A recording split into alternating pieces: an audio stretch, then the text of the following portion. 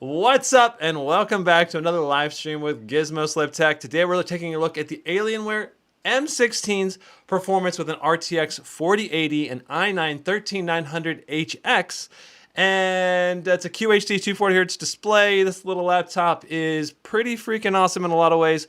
The software side of things could definitely use some major improvements, and I hope Alienware does have some improvements in store for us. So either way, we are going to have a good time seeing what this laptop's capable of today. So I hope you enjoy the live stream. Be sure to give it a like and subscribe and hit that notification bell if you don't want to miss out on future live streams. And I've got a lot of them coming up for you. I've got a Razer Blade 16, Razer Blade 18, XMG Neo 17 with liquid water cooler. We've got a MSI GE78.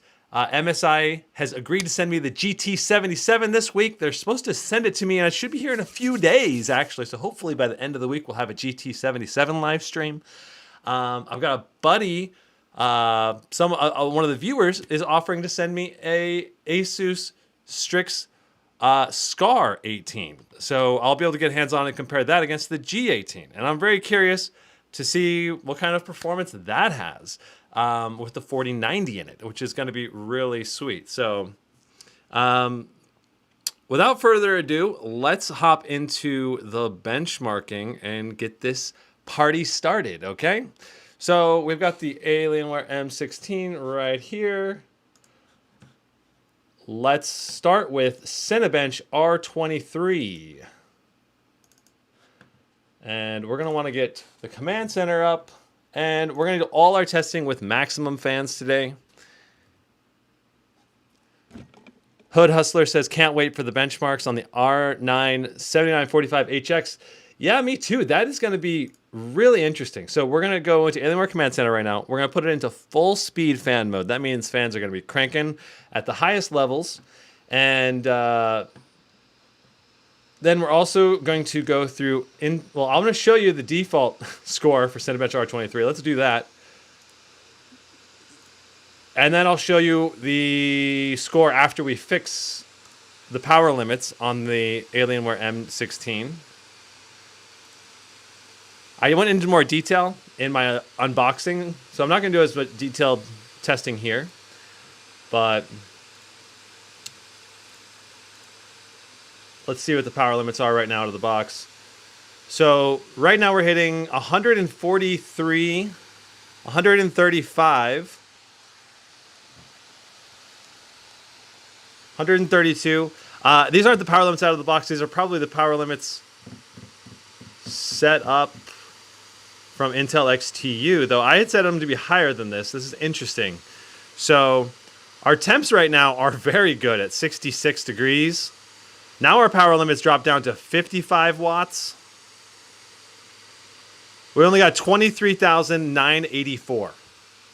23,984 is not very good for a processor this powerful. But we're going to fix it. I'm going to show you what we're going to do to get that performance going up a bit higher. Notice our CPU package power is only 55 right now. So basically Alienware has got like a chokehold on the processor right now and being like, oh, we're not going to let you run at full speed. Settle down there, little guy. So we're only at 63 degrees, barely pushing any power through the CPU and getting only a fraction of the performance we're supposed to get from this part. So, I mean, you can see our clock speed's only at 2.3 gigahertz right now. 17,391. All right, so now we're going to open up Intel XTU. This is the Intel utility used to modify your power limits. You may also be able to modify your power limits using throttle stop. And I also saw someone talk about modifying their power limits in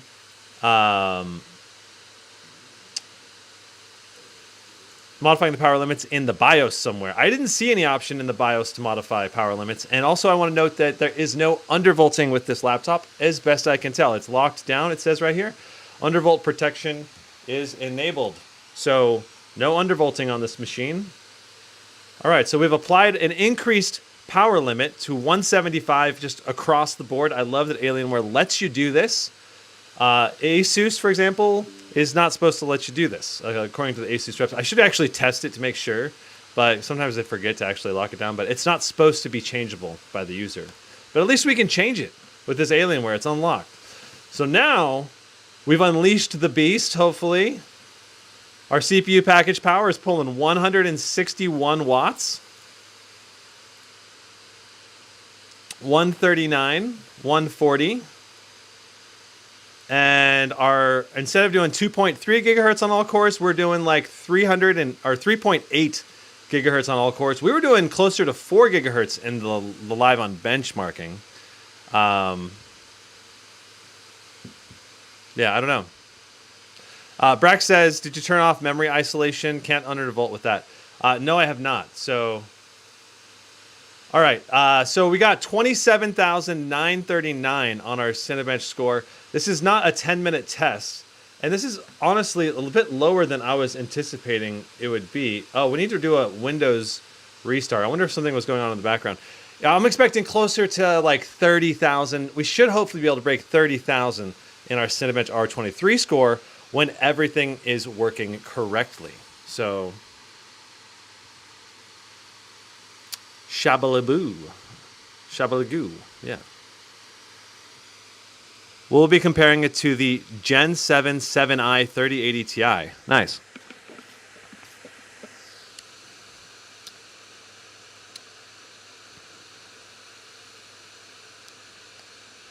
Ravi says, first time I am live from India, as this is the time we sleep. LOL.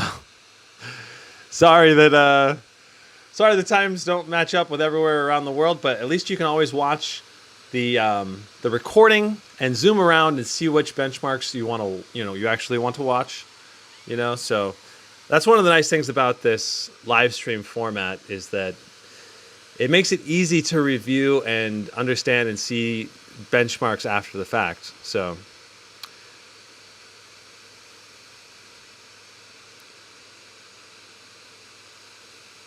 Finally, please, just not 2 hours for Cinebench and 3D Mark. LOL. No, we're going to do lots of different games today. Don't worry. What's up, Nas? Welcome to the live stream. Brax, I'll have to play with core isolation or whatever you're talking about. Look for that. If you have more detailed information about which thing I should turn off and on, let me know. And I will try to deal with that in another time. Not right now, though.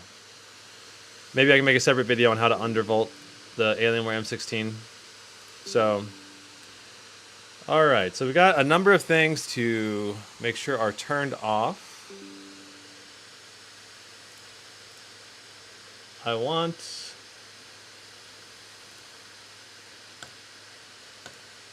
OneDrive closed. We'll turn off Steam.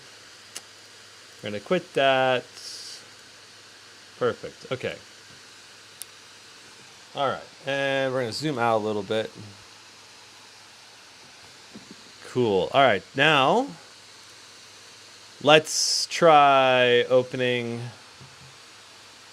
Intel XTU again. We're going to try to get Cinebench working at a high speed. I'm going to try to get a 30K score. One more attempt at it at least. At least 29,000 something. That should be possible.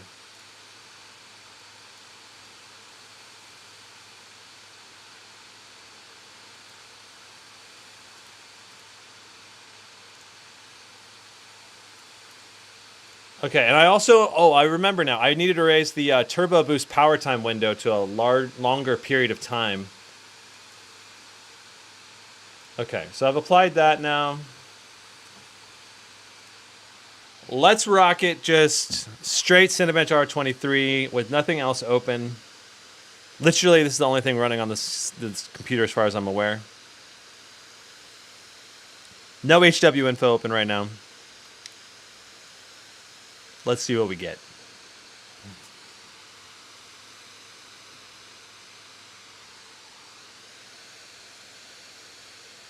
Dun dun dun.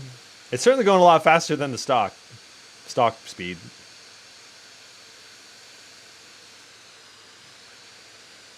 Only 24,000.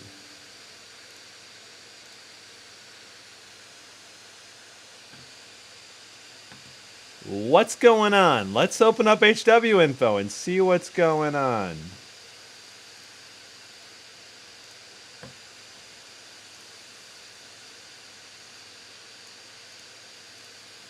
Services and controller app is running at like 15%, or at least it was. I'm guessing Windows Update was still doing something in the background. That is my best guess as to why it scored so low. But let's try again now that we have HW info, just to confirm that all the power limits are working how they're supposed to be going right now with what I set.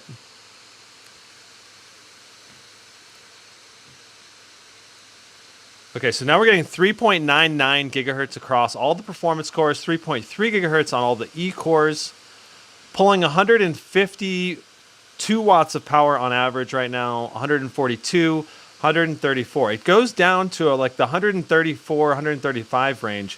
It wasn't going that low previously. Now we got 29,068.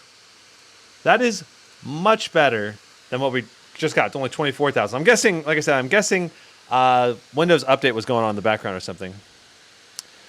Runak asks, sir, do you have any idea about when the Alienware is going to launch the M16 or M18 in India? I do not. I don't know. That would be a good thing to know. But I know that in other markets, it does take some time for the laptops to be released. So I'm expecting some delay. Not sure how long, though. So 29,066, almost the exact same score. Very good. Now, on to Timespy, and then we're on to other games.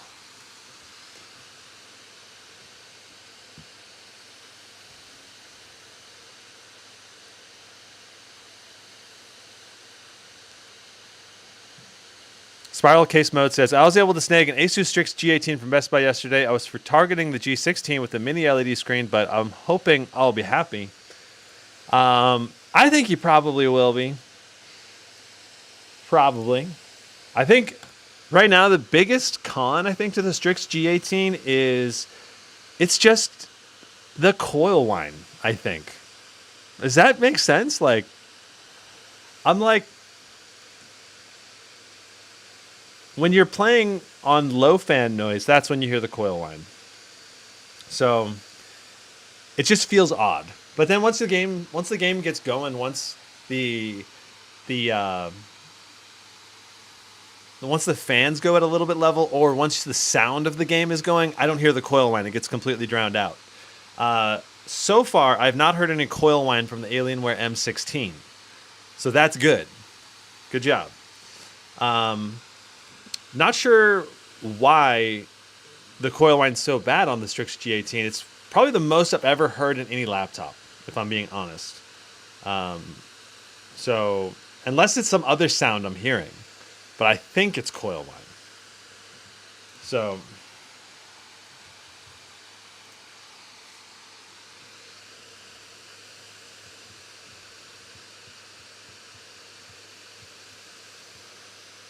I'm really hoping the 4060, 4070 versions will yield better battery life, even though it probably won't make a difference for regular use. Laptops under 6 hours in 2023 is depressing. So, Wildfire battery life should not be affected by which GPU you're using, except the only exception is if you're gaming with it. You know, if you're gaming at the same time, then using a lower wattage GPU might be more power efficient, but probably not even, because like the 4050 can go up all the way to 140 watts. So it could pull a lot of juice still. But maybe, I don't know. I'm anticipating battery life while gaming is still going to be totally crap, like probably an hour and a half on average for most gaming laptops. Maybe only an hour in some games. But, all right. Port Royal. Let's see what we get in Port Royal. MSI Katana GF66 i7 3060 is good in 2023. Not really recommended unless it's an extremely good price. Probably $750, $800 probably, because the display is not very good and it's lower power limits on that configuration, I believe, Nizami. So, but if that's the only option you got, maybe consider it, I guess. But yeah, I probably wouldn't really recommend it unless it's a crazy sale. Wildfire, which is the bigger battery drain, mini LED or a high refresh QHD 240 panel? Honestly, it's hard for me to really recommend gaming laptops in general for battery-focused gaming, because the performance you get out of a laptop is not very good when it's on a battery. It's much better when you plug it in. So, but most likely if you're going to game on battery, you're going to down your refresh rate to 60 hertz. And in that case, a QHD 60 hertz refresh rate display should be the most battery efficient between a mini LED and regular QHD. So, MCRX, could you include 2000 series in performance comparisons? I do plan on actually including a 1080 and a 2080 at the. It's going to be near the bottom of the chart now because a lot of things beat it. But I don't know what's up with these performance numbers. Make sure that you can see everything here. But we're pulling about 174, 175 watts. Our temperature on the GPU is only 55 degrees right now.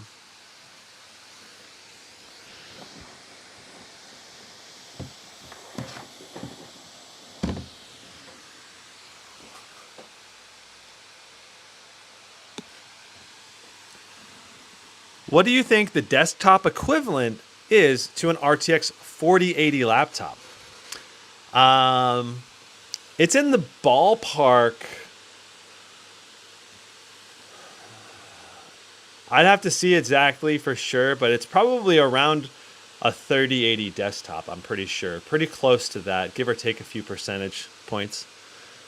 But yeah, right now the GPU temps on this Alienware M16 are flippin' fantastic. It barely breaks above 60 degrees when running a GPU-focused benchmark. Now, under a dual load, I don't know how hot it gets. It's going to get hotter because some of the fans are designed for a there's like shared heat pipes. So when you add a CPU load in, it's going to increase the temps of the GPU too. But yeah, they look so good for the GPU temps on this laptop. The GPU stats are messed up. I don't know why. I didn't want to interrupt the benchmark. It's like two versions of them are being displayed right now. But, okay, so we got 12,110 in Port Royale.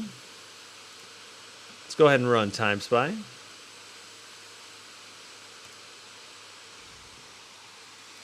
Is the ROG...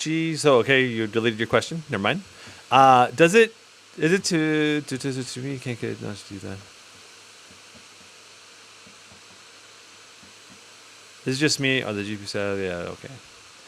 Is the Asus ROG Flow X16 worth it? Good question. We don't have official pricing yet on it, but if you're the kind of person that is like, you're looking for a laptop that can do some gaming on the go, especially if you bring the XG Mobile with you, assuming you're buying the XG Mobile at the same time, I think it's probably super awesome combination because you have the extreme portability of a thin laptop, touch display. You can put it in tablet mode. It's very business-esque design. So if you're looking for like a college student or a business-ish focused laptop with high-end performance, Flow X16 is pretty sweet, I think. It's not going to be quite as high performance, especially for the CPU, as some of these laptops like the Alienware M16. And then for the GPU, because it's an eGPU, there's just not as much throughput and bandwidth to the GPU, so you don't quite get as much performance out of it. It's pretty close though. It's not far behind. So okay. Troll Lord asks, is the ROG Strix Scar 16 better than the Alienware M16. Shabba-la-ba-boom. Okay, so there's a lot of different factors to consider with the M16 versus the SCAR 16. But I can pretty much guarantee you the temps I'm getting right now on the Alienware M16 are going to be better probably than what you're going to get on the SCAR 16 for the same wattage level. But at least because these are better than the Strix G18, which is an even bigger chassis using the same thermal technology. So really impressed with the thermal temps on the Alienware M16. I hate the software on the Alienware M16 so far. I much prefer the software on the Asus. It's always worked. It's lightweight. It's easy to update. It's easy to maintain, and you get exactly what you want pretty much every time. Pricing wise, I think they're going to be pretty competitive with each other. A 4090 Alienware M16 should cost in the ballpark of what the Strix SCAR 16 costs. So right around $3,700, $3,800, $3,900, depending on how you spec it out. The display on the SCAR 16 is going to be light years better. It's going to literally be like much brighter. It's going to be 1,000 nits HDR, 1,100 nits HDR display. That's probably the biggest difference between the SCAR 16 and the Alienware M16. And Alienware M16 also has Windows Hello. The SCAR 16 does not have Windows Hello. So that's also like a big downside for the SCAR 16, I think.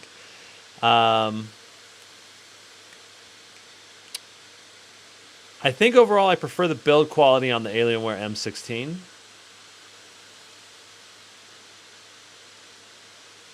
Yeah. I don't know. I think either laptop is really great in a lot of different ways, but it's just not an easy winner, I would say. They're both really great. The SCAR 16 is probably the one I would pick if I had to pick one, just because of the better display. That'd be the main reason. But if the Alienware M16 is more to your liking style-wise or has certain features that you like more, then I think going with the Alienware M16 is not a bad choice either. So, because the display is very colorful, it is bright enough, I think, to be a great display. And the performance is there. You're just going to have to be willing to deal with crappy software. Okay. So, our graphics score went down. It was, I think, 19,500 in the previous test. Alienware, what'd you do? I did a couple of Windows updates, and now we're getting lower performance in Timespy and in Cinebench. It's a little weird. Yeah. Am I going to review an XMG model? Yes, I've got an XMG Neo 17 that I'll be doing live streams with very soon. I don't know why this went down so much. And our CPU score is also lower than previously.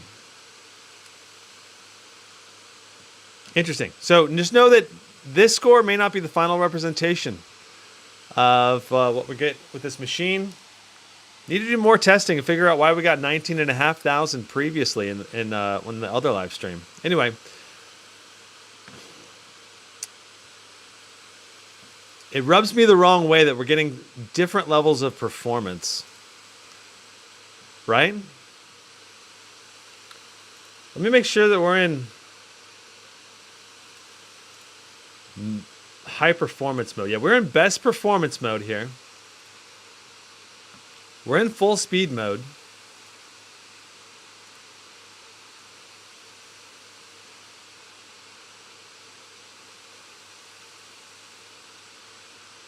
Okay, I think this is what you were talking about, Brax.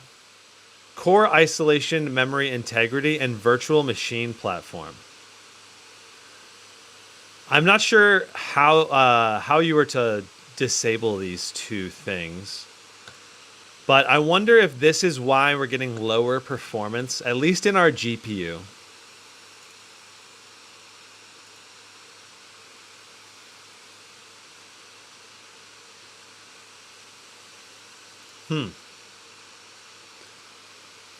In Windows search bar, core isolation. Boom.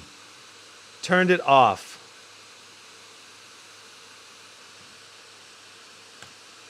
Is there a way to turn off the other option too? Or does that turn off both at once? So the that's interesting. And then you can undervolt and do the BIOS.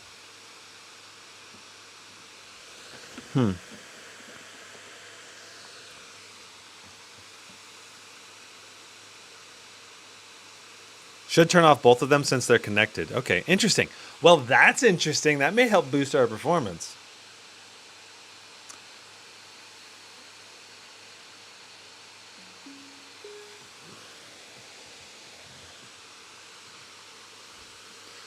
What does core memory isolation do, chat? Let me know. I am not sure off the top of my head. Teach me. I want to learn.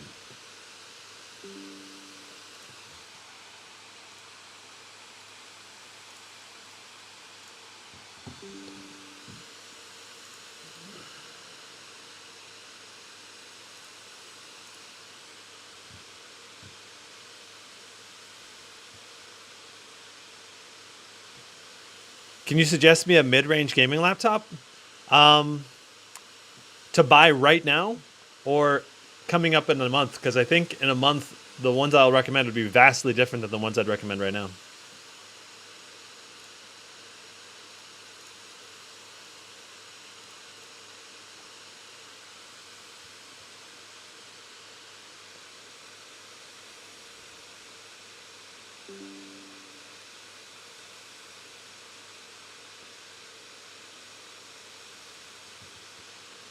Try undervolting now. Let's see.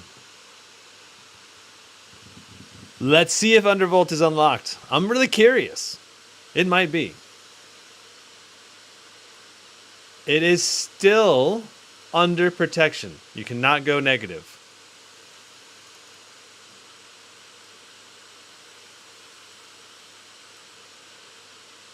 You'll have to try again, sir.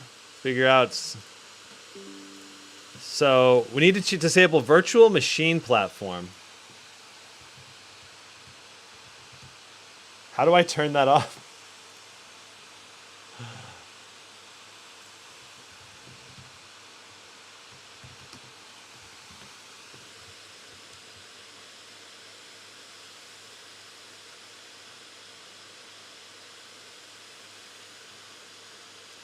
I don't understand why these are turned on by default.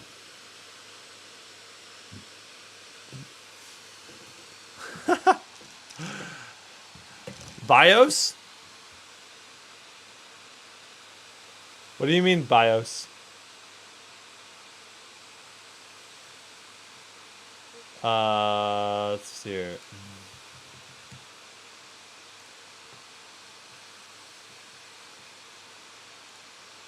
I really want to get this turned off. Virtual machine platform.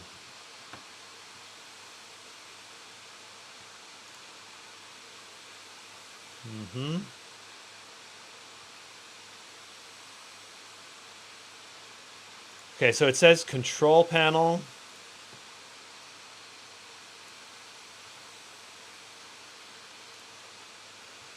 I'm gonna try searching virtual. Nope. Maybe, but I don't think so. Programs. Then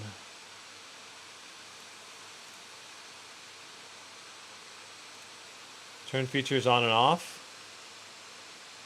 Virtual machine platform. Uncheck. Okay. Restart now. Let's try again. Okay. We'll see. I mean, we're going to see if this makes a performance difference. It may not even be worth messing with all this stuff, but maybe it will be. I just don't understand how Alienware ships a high-performance gaming laptop with, like, bad settings that prevent you from having proper performance, you know?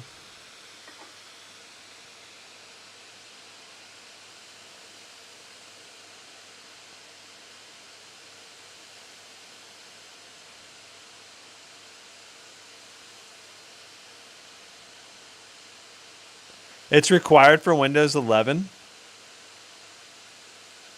I don't know. I'm not enough of an expert to know what's required or what's not. But like you can overclock and undervolt the Asus Strix G18 without turning that stuff off or messing with those settings. So that's I guess that would be my main response. So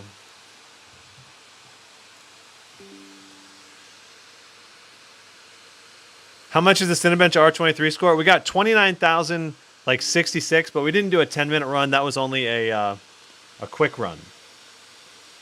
So undervoltage protection is still enabled. So we still cannot undervolt, but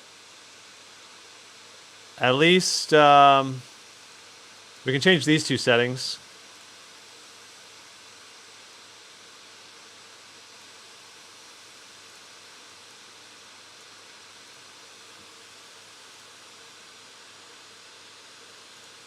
All right. We are ready. Ready. You need to unlock in the BIOS now to undervolt. Where, Django, do you know specifically where in the BIOS? Because I could not see anywhere in the BIOS where you could set to unlock the undervolt.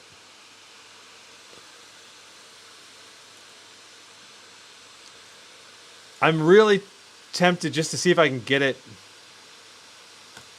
Okay, we're going to do it. We're going to see if we can get the undervolt going because I think a lot of you guys want to see it undervolted if we can, you know, to see what kind of performance that gives us. All right, so let's hop back into the BIOS and see if there's any unlocking the undervolt section. Dennis Antov asks, is coil whine in the Strix G18 super loud or quiet?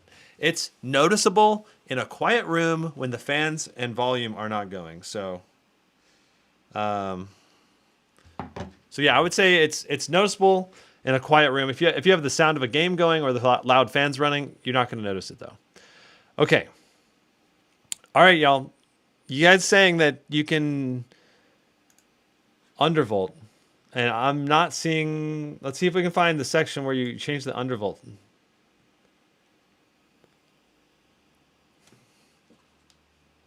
Sure. Yeah, sorry. There you go. So there's the sections. I'm on performance right now. All right. I'm looking in the performance section.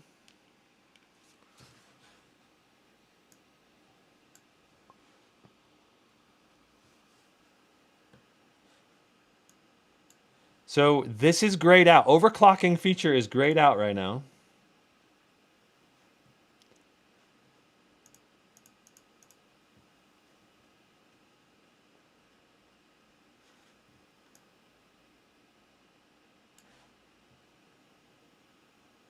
So this allows, when enabled, this allows the CPU to adjust flex ratio and voltage and turbo environment can be modified. Core ratio limit, core voltage, long and short power limit durations can be changed. I don't think that makes it so we can undervolt, but okay, so something is blocking this. We want to disable virtualization support.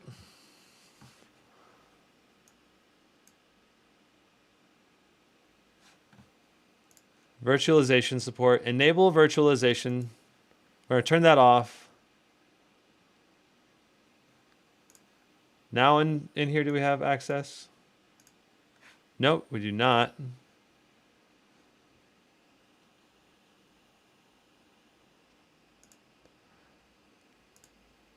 I'm going to look through here one more time just to see. I wonder what it requires to get this. If someone knows how to enable this overclocking feature, that might let us undervolt. Maybe.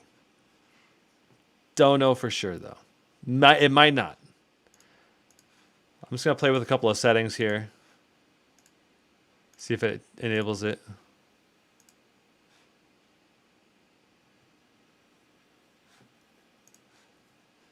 I don't think so.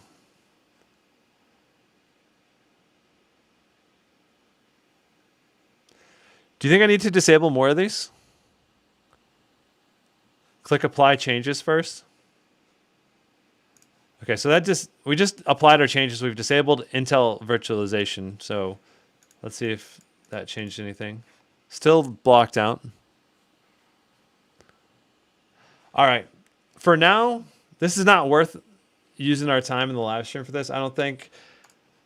So we're just going to test it as Alienware sends it to us, except we're going to raise the CPU power limit. That's the only thing we're going to change because I think Alienware is going to raise the CPU power limit through a software update, or at least they better. Otherwise, they're crippling their own laptop. So, yeah. So we're going to go ahead. So you say you have to reboot. Brax, we're gonna have to. I'll have to test that on my own time. I think I need to keep the live stream moving. I don't have time to use on this too much. I wanna keep the live stream moving through the games.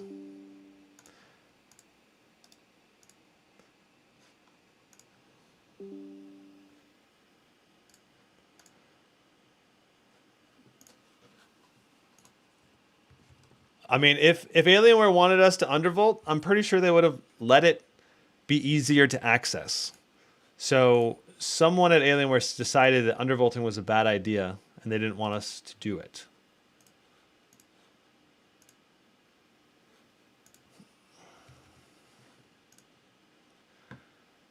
All right. Not saying I agree with them. I would have liked it if they let the user do their own thing, Dennis says, so Strix G18 has coil whine when you browse and watch videos? No. Strix G18 had coil whine when I load into a 3D focused workload, like say when you're loading up a game, but they're like let's say the GPU and CPU aren't worked up enough to actually get the fans going, or there's no sound going on in the game. That's when you're hearing the coil whine. Like when everything is silent and there's a load on the CPU and GPU and there's no other noise. And that's when you're starting to hear it. So normally you don't hear it much, basically at all. I thought we set this. We did. Okay, good. All right. Let us load into our first game testing. Oh, and we need to set Intel XTU.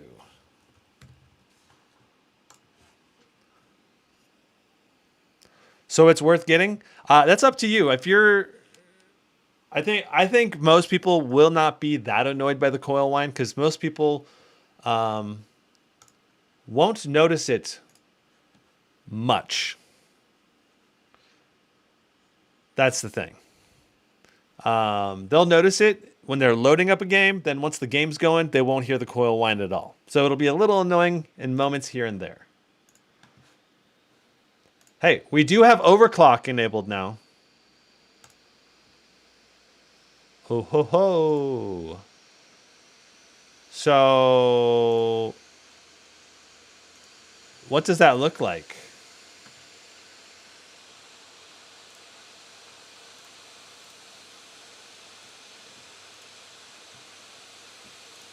So we can increase the power limit. Oh. We can increase the power limit on the GPU? What? Okay, I gotta try this. All right, 105%. Let's just up it 5%.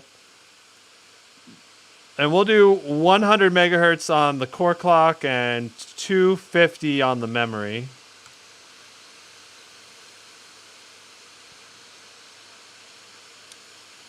Let's see if that works. Will I get any 14-inch devices to test soon? I currently don't have any coming in yet, but maybe by the end of the month I might get one. Probably in March, though.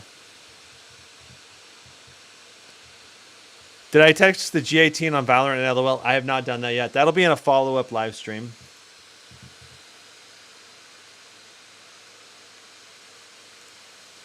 Okay.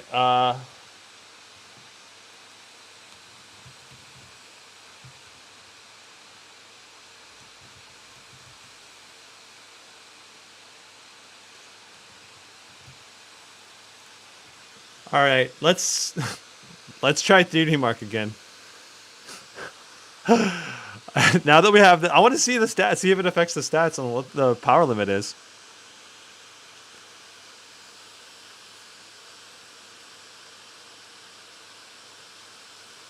I wonder if we'll crash. We're trying to overclock the RTX 4080 right now. I wonder if we're going to crash the system.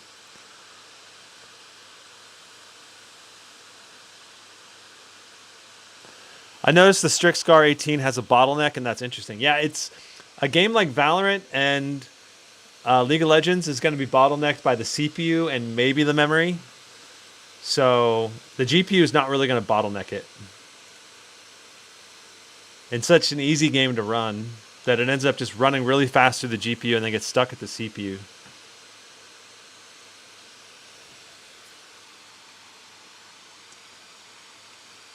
Django says, in memory, you can go up to 1,000 megahertz overclock. That's too high, probably, for most RTX 4080s, if I were to guess. But not sure. Be interesting. Steven Ashley says, I got 1,000 plus in memory. You might be able to. It might not always be stable in every game, though. So that's a pretty big overclock. I would expect most laptops to be able to do 300 to 500, but maybe this memory has more overclocking headroom than I'm thinking. I don't know. Be interesting.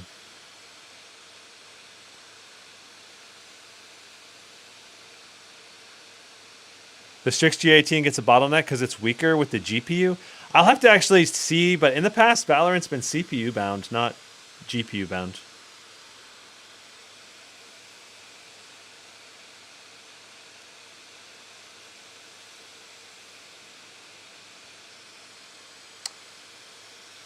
Oh, yeah.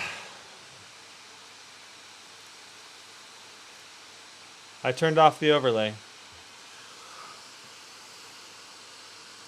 Gotta turn on the overlay again. All right. Now we can run it. $1,300 range gaming laptop. For $1,300 right now, the best deals are going to probably be like an RTX 3070 or 3070 Ti, at least in the United States, with a 144 or maybe 240 hertz full HD. I doubt you're going to be able to get QHD for that price, but maybe. Or buy like a used laptop. That's probably what. Other than that, you could wait and you could probably get an RTX 4060 laptop for $1,300 coming up in about a week. You'll be able to buy that, at least in the United States. Do you think Razer Blade's new chassis has solved issues with throttling in previous gen? I think the new chassis will throttle at a lot higher power limits for both the CPU and GPU. So, especially compared to the Razer Blade versus the Blade 16, that's going to be the biggest difference. Okay, so our GPU performance is totally crap. It is awful. Look at that, only 126 watts. What is this overclock? This isn't an overclock. What? Okay, so I already know that the result on Timespy is going to be just awful. Okay, so the 140%, is that, what? What is this? Okay. We're just going to set everything to max. We're going to set everything to max. We're going to see if everything on max is better. So it looks like our GPU clock speeds are now about 2400, which is what they're supposed to be. I mean, that's what they're supposed to be boosting up to at least anyway, so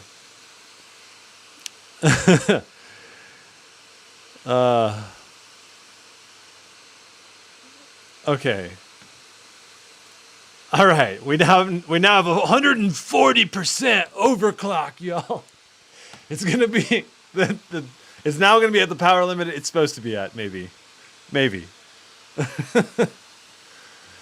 TK13 says, should I upgrade from a Legion 3060 to a 4000 series in order to play new titles like Hogwarts? That's up to you. If you do upgrade to a 4000 series, I think you're going to want at least 12 gigs of VRAM, so you got to go with the 4080 or better for Hogwarts in particular. So, which is something that's a bit annoying. Honestly, even a 4080 can hit the VRAM limit, and after more investigation, I discovered that's what was causing the stuttering in Hogwarts, in the previous live stream Hogwarts tests. When you have an RTX 4080 with only 12 gigs of VRAM and you set textures to ultra, you get that stuttering. If you set textures down to low, the stuttering goes away. It's a VRAM limitation, and I'm going to make a video about it. It's not good. It's something that's going to show up in more and more games too, as more VRAM is going to be required, say 3 years from now, for even crazier games. All right, so once again, our overclock is not working for our GPU. So Alienware Command Center overclocking is bonkers bad. Oh, wait, we were not on the right profile? I don't understand. Okay, so I have it set to the correct profile now. Let's try one more time. I just wish Timespy would load faster.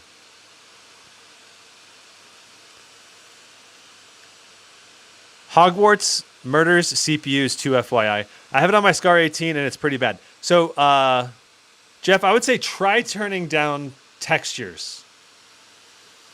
You still get some stutters, but it's for the most part almost flawlessly smooth now. David Kim says, I watched your comparison videos, but I'm not sure which one's better in terms of thermals, Strix 18 or Razer 18. The Strix 18 should be better in terms of thermals, I believe. But the Blade 18 is not too far behind, and it is thinner. It's not lighter, but it is thinner. So, when am I going to review the GE78HX? It's going to be coming up. My GE78HX order was delayed. Sucks, but it was delayed. It says it's back ordered. It said it's going to come like maybe early March sometime. So probably 2 to 3 weeks is going to be when the GE78 comes in.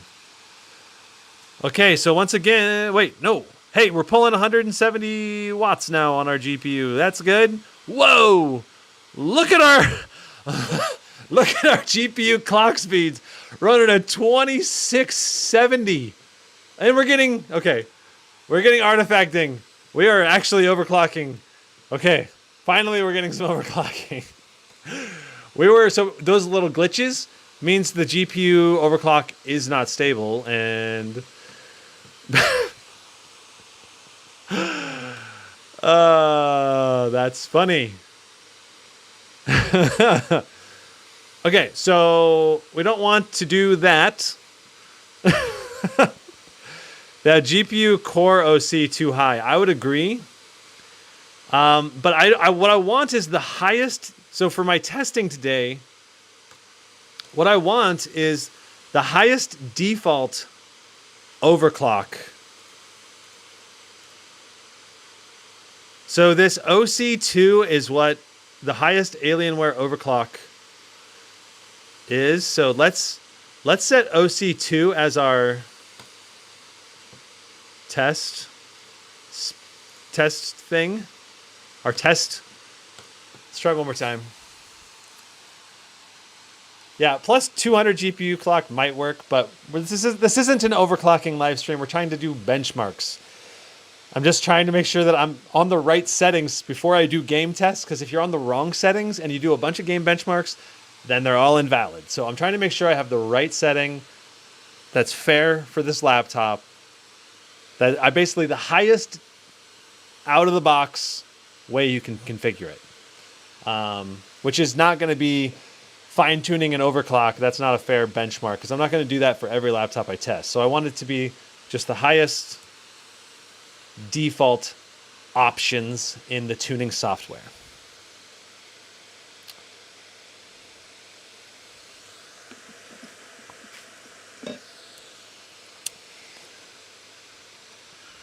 Alienware Command Center is so garbage.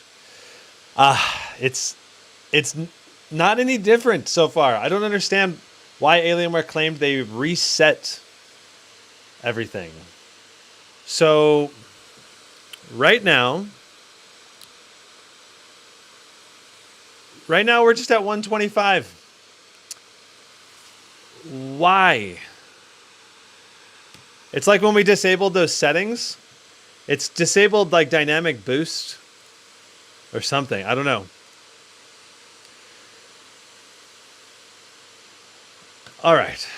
We're going to see if we can set.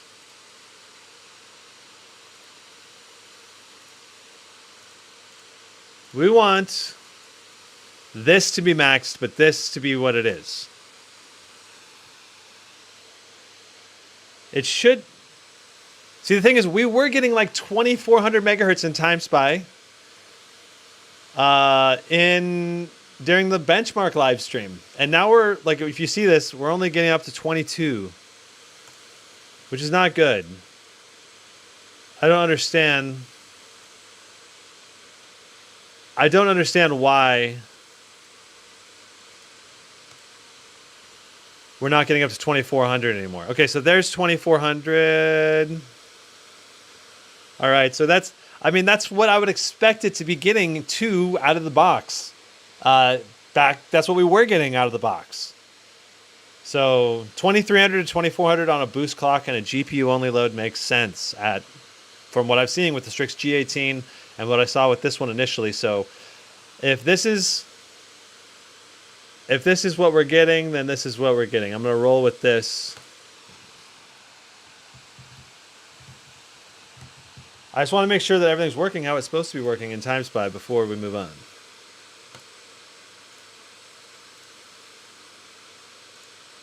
Oh, wait. I need to go back in here. And we need to set this to bench clocks.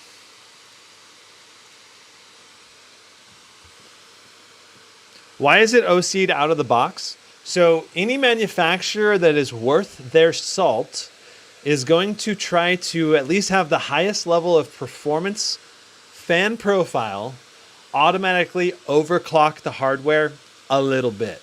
Because the out-of-the-box settings for any NVIDIA and AMD GPU, pretty much, is going to be undertuned at least 5 to 10% to ensure stability.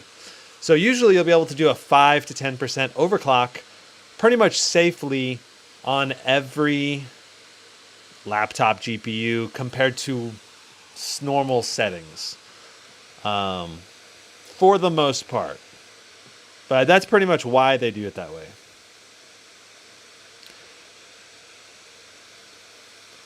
It's a hassle playing PC games where in PlayStation you plug and play 120 FPS without noise and for only $500. You can only upgrade it every 6 years. Isn't that interesting?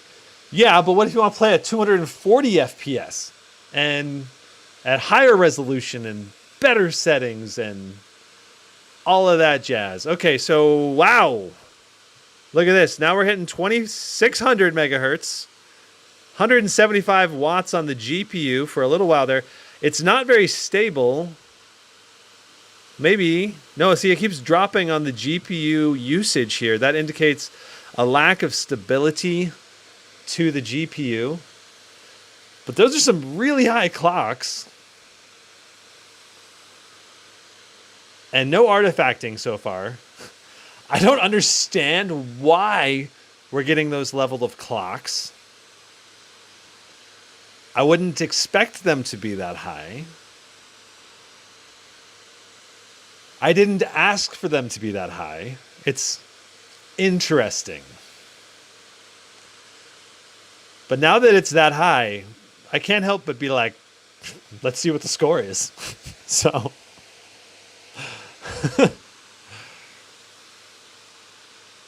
Alienware still has bugs with software. Yeah, that's definitely true this time around.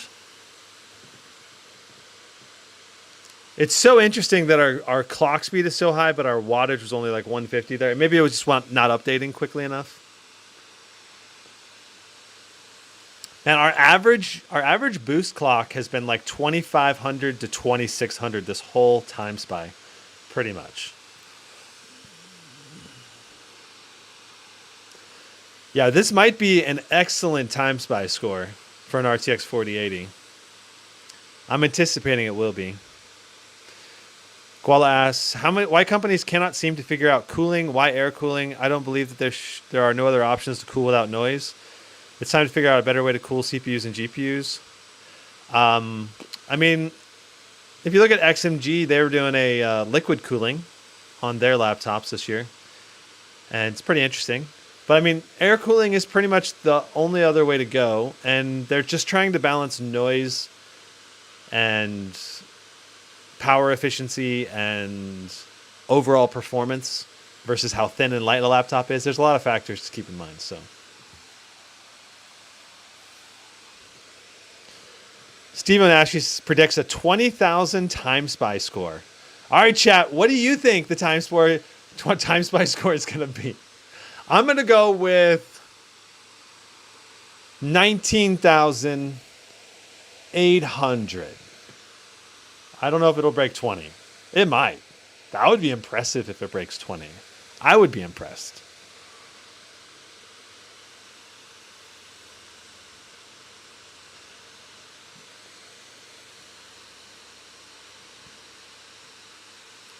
$19,188. Nope. But it's 600 more points than the last time we ran it, right? This last run. And our CPU score was abysmal. This power limit keeps getting reset.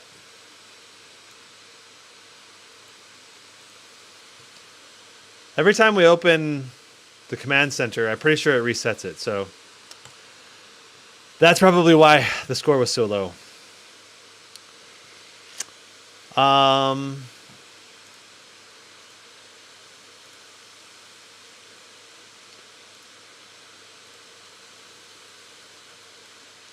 I am distinctly frustrated with this. So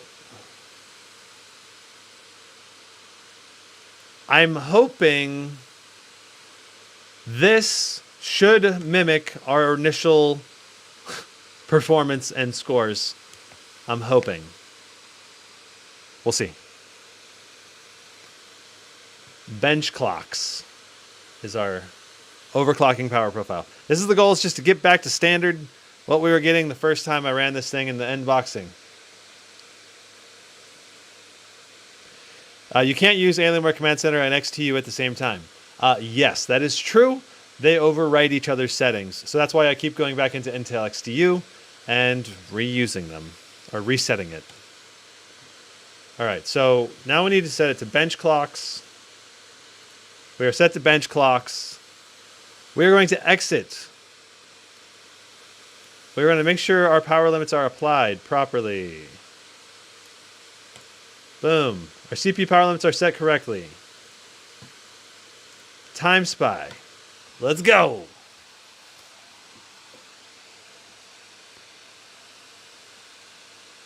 Monters Adelat says, tests should be out-of-the-box tests, what a normal user expects to see, and not this crazy overclocking stuff. I totally agree. I'm just trying to get back to the base level of performance that we had when I first got the system set up. But when we disabled virtualization and the overclocking profiles came online, it changed the performance we were getting significantly. So yeah. Adam Swanson asks, have we gotten any sort of release date on when the RTX 4090 GPU comes out on the M18. We have not. Not as far as I know, we don't know. So, Stephen Ashley, thanks for the VRAM explained on the Hogwarts, by the way. Not realizing why my G18 was stuttering. Yep, it's pretty annoying that Hogwarts didn't optimize their texturing better. Okay, so now we're getting in the range, at least, of what I'm expecting this laptop to do. 175 watts. We're getting about 24 to 2500 megahertz on the clock, which is what we were getting out of the box. This should be pretty much good to go standard stuff. I want to point out we're getting 55 watts to the CPU and 175 watts to the GPU. So at the same time, we're pulling about 235 watts of continuous power throughput running Timespy at least. Does virtualization hurt the performance? I don't fully understand how that impacts performance yet. I need to do more testing. It's interesting. I would not expect it to impact performance unless you're actually running virtual machines. That's what I would have thought, but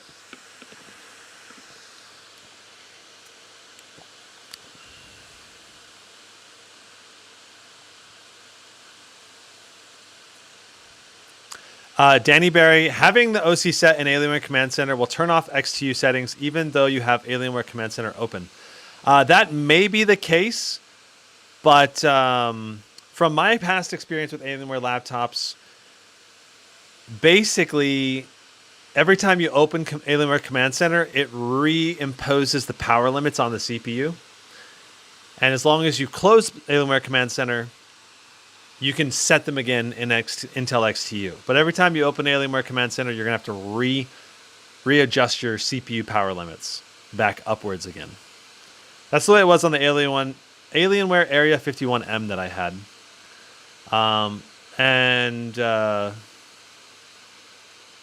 Yeah, it was a bit annoying, but I think what I ended up doing was uninstalling Intel XTU, which is what Alienware Command Center uses to impose the power limits, and then I installed Throttle Stop. I set that to start at turn on at startup, and then and that's how I controlled my CPU power limits on the Alienware Area 51M in the past. So Stephen actually says, good GPU temps. Absolutely, I totally agree. This thing has rockin' GPU temperatures. Guala says, if you have to choose only one laptop to keep for the next 5 years without having the ability to upgrade, what laptop would I choose? Probably the GT77. Probably. Maybe the GE78. Maybe the Blade 18. Maybe the Scar 18. Yeah. Okay, so our CPU score was good. Our GPU score it's good. It's 18,865. It's not as good as the 19,500 that we got during our initial run, but that's good enough. That's going to be within bounds of expected performance. Let's get benchmarking. All right, so I want to make sure I do this in the same order as the G18 live benchmarks. So let's go into there and just... That means Red Dead Redemption first. Red Dead and then Cyberpunk. What do I consider bad GPU versus good CPU? So bad CPU temperatures are if the laptop is not very noisy, basically a bad CPU temperature means laptop fans cannot keep the CPU at a good performance level no matter what.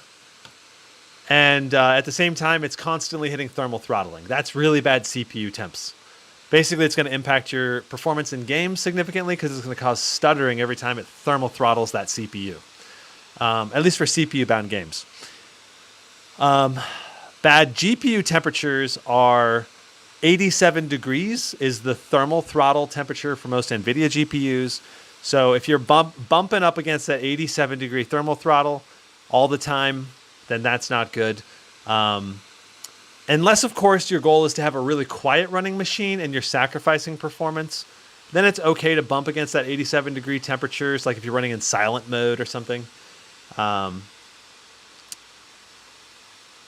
But it's not really ideal. I prefer it if the GPU is not bumping into that thermal throttle limits. So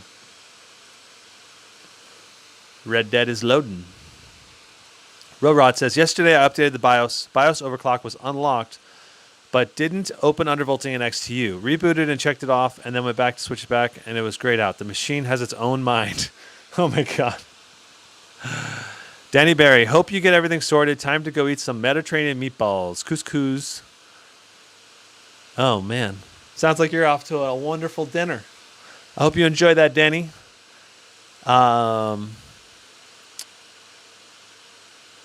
Yancho says, could you live carrying around such a big laptop for 5 years? Dude, I carried around much bigger laptops than the MSI GT77. That's a little guy. I used to carry around a 13-pound Clevo Sager behemoth. So, yeah. Guala Guala, is it a good strategy for longevity for a gaming laptop if you buy a 4090 but with a 1080p screen?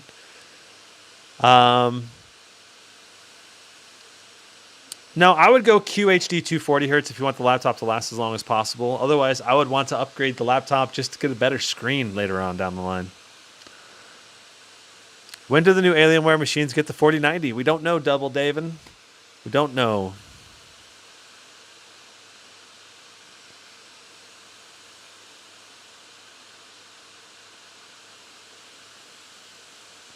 We don't know. Attrition says, well then, I need to take a look at my stuff. I'm pushing those temps with max fans and cooling tray on full blast. On the plus side, I'm saving a ton of heating oil. So, Attrition, if your laptop is pushing those max temperatures like 99 degrees in the CPU, 87 degrees on the GPU, then and you're already on max fans, what you can do is try to power limit your CPU or GPU a little bit under where it currently is to try to get those temperatures in check. And sometimes the stuttering can go away just from that. Another option is repasting your CPU and GPU. That could really help your temperatures, especially if the stock thermal paste sucks. So I think Rockstar crashed on us.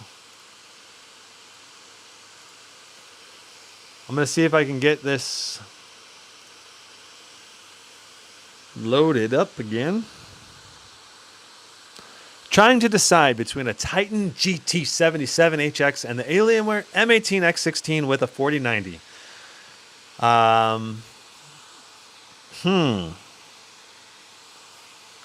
don't think I would recommend the X16 personally. Yet, at least. Well, maybe, I don't know. I just think the X16 is kind of a bit of a failed design. Now that I've had more time, I feel like you either need to make a gaming laptop thin and light, or a little bit, thick enough to handle the cooling and powerful enough to handle the cooling and heavy. Because I mean, the X16 is like thin but super heavy. So what's the point of it being thin if it's still super heavy? Wow, Rockstar Games is not having it.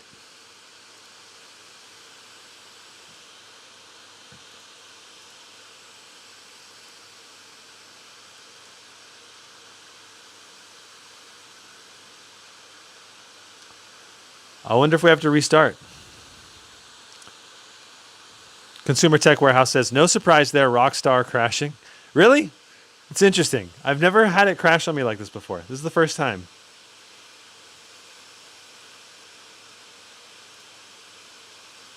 Our power limits are still in place. I might have to restart this machine.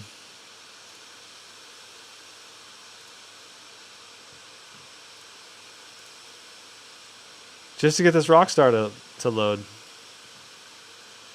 What if I try loading God of War instead? Will that close it?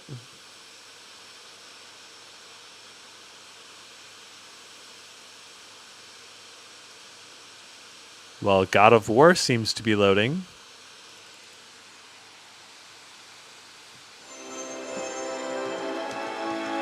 That's a good sign. But Rockstar is not. I can't benchmark with Rockstar open in the background.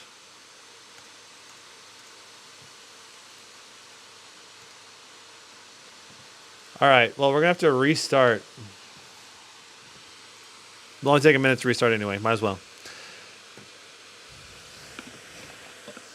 Anyone bummed that the Titan didn't have an 18-inch screen? Yes.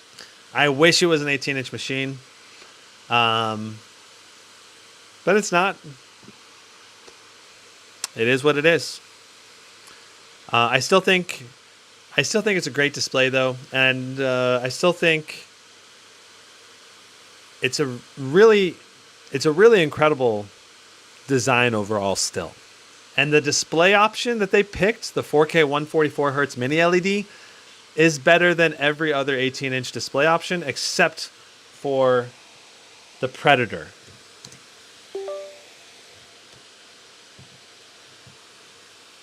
The Helios Predator 18. So that's kind of like, that's why I think they ended up sticking with the 17-inch display, because they wanted to offer that super awesome display.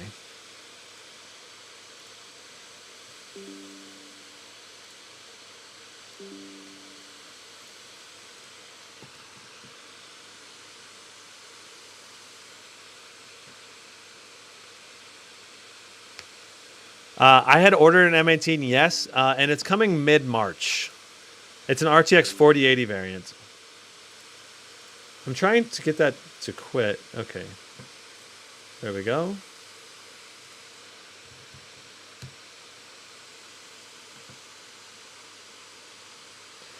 Man, I wish this service would load faster.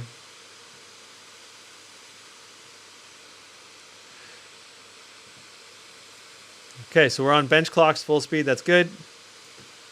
Now we go to Intel XTU. We open Afterburner. We need HW info open.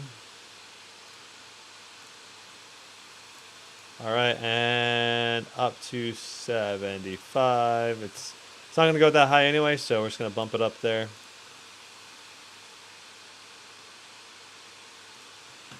All right, we should be good to go. Let's see if Red Dead Redemption wants to load now.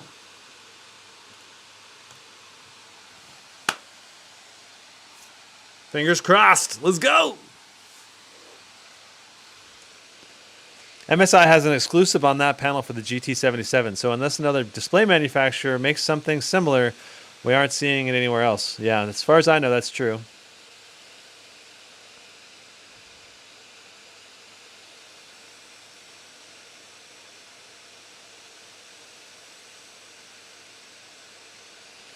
Come on, Rockstar Gaming Services.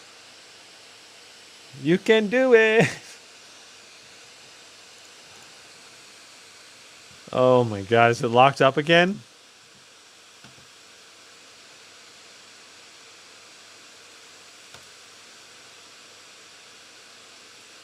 It's doing something in the background. It's using 8% of the CPU, so I'm hoping it's processing something or installing something.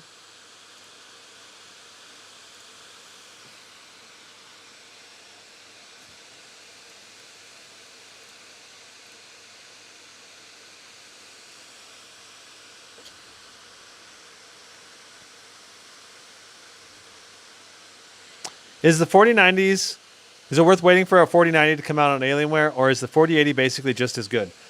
So my thought is that the VRAM going up to 16 gigs on the 4090 could be a big upgrade factor for a lot of people. And I'm frankly surprised that the 4080 only has 12 gigs of VRAM. That's a shame. I think they should have went to 16.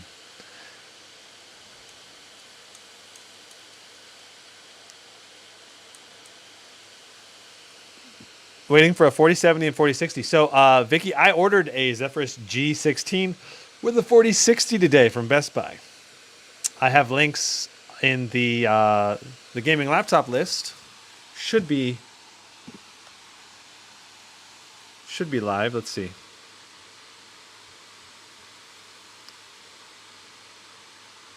Let's go G16.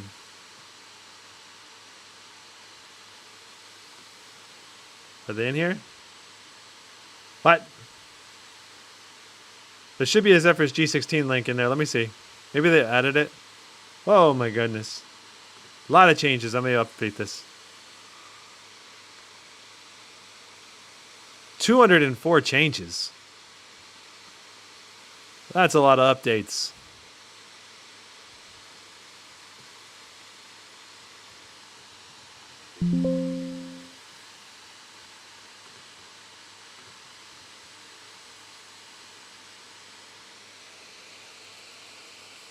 Zephyrus G14. Where is the G16? There it is. So the Zephyrus G16 is not in here. Let me add it.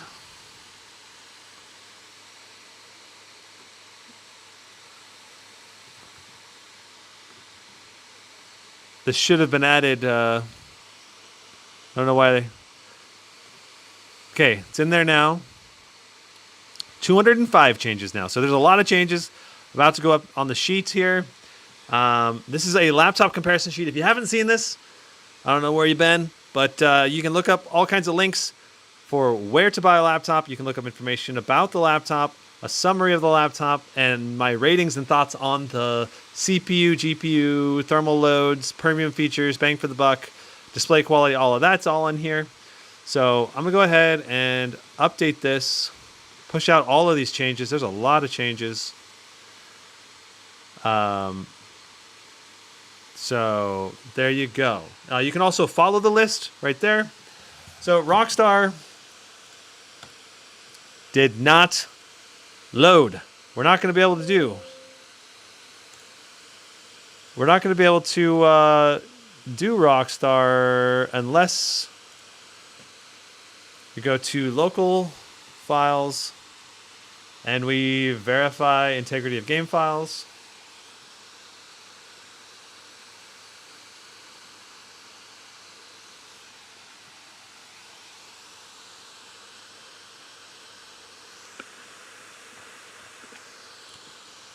Go to user benchmark, and RTX 4050 is faster than a 3050 by 96% and just as fast as a 3070. Well, we'll have to see. That's maybe in that benchmark, but I don't think that's going to be the case for all of them. You know, there's going to be some games where I don't believe those benchmarks. I don't think user benchmark is one that's going to be very indicative of gaming performance. I don't know. I press X to doubt is basically what I'm doing there. I wouldn't be surprised if a 4050 is significantly faster than a 3050. I'm expecting a big jump in performance between those two, but I don't expect it to be faster than the 3070. With frame generation on, it should be. But we'll see. We'll see. Any idea if the HP M17 has G-Sync? They say it did. It's just weird they don't list it anywhere on the specs. I don't know for sure off the top of my head. I don't know for sure. I did get to see an Omen 17 at CES.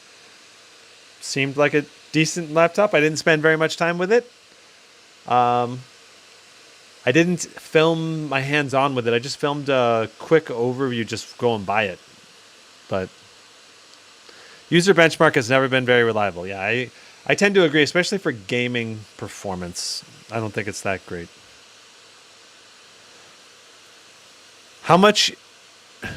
What's the best laptop under 15 AUD? I'm assuming that's Australian dollars.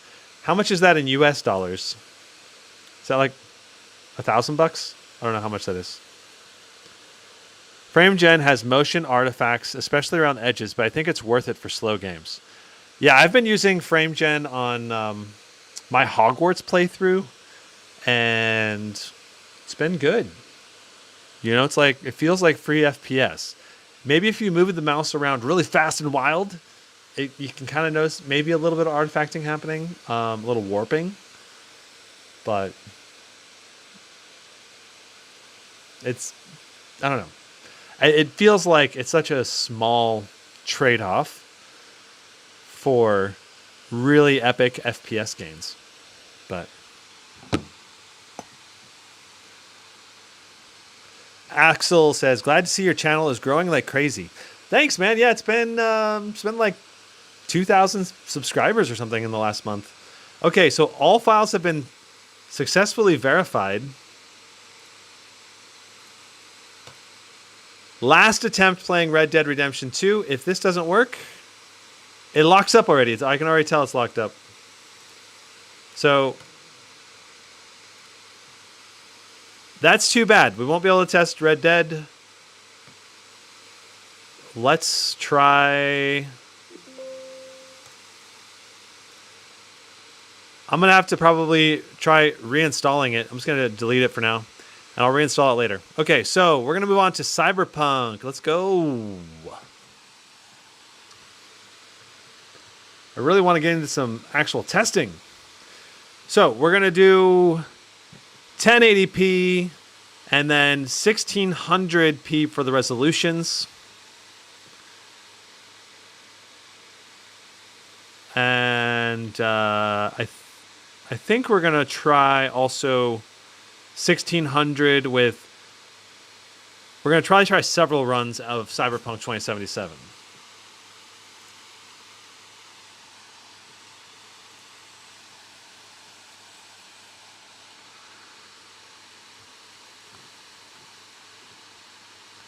I'm going to try to pull up the Cyberpunk 2077 here while...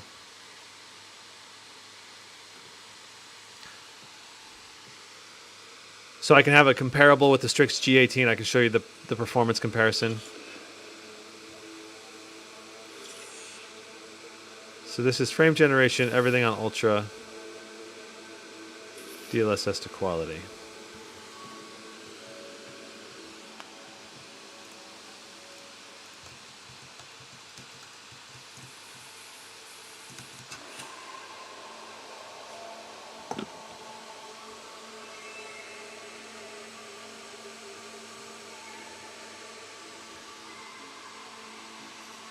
All right. Here we go. All right, so we're doing 1600p for our opening benchmark. Our graphics are going to be ray tracing, everything set to ultra, frame generation on, DLSS set to quality. All right.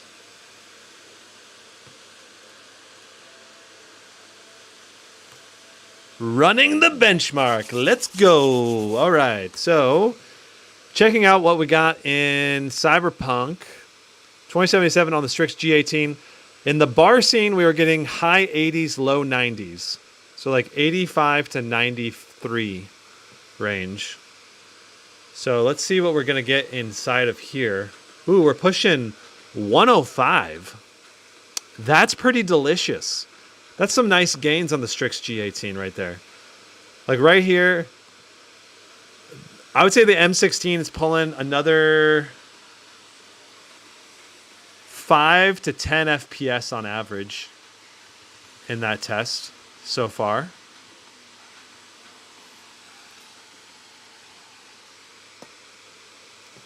Impressive, very impressive. What's up, Rocket Man?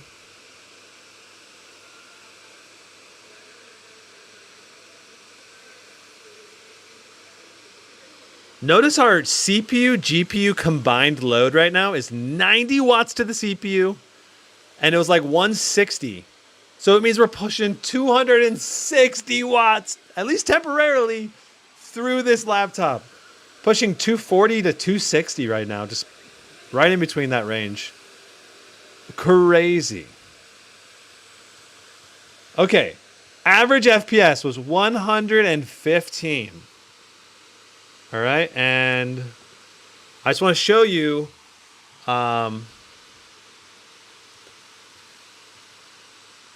I want to show you the performance that I was getting in Cyberpunk. So this is the Strix G18 now. You guys can see this, right? So you can see that the G18 was only pushing 980, high 80, 88, and the Alienware M16 was pushing like 105 right here, like 100-ish to 105. So we jump ahead to the end of the benchmark,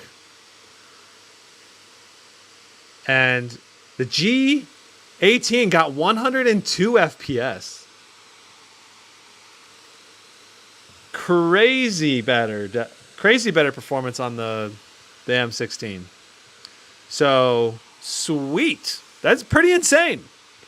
That is pretty insane difference. All right. As far as I know, those were set up and test exactly the same. Notice, I think the biggest difference there was that the CPU in the Alienware M16 was ramping to a much higher power limit. And that probably just raised the performance overall in the benchmark. You know, compared to what the G18 was getting. What do you think, chat?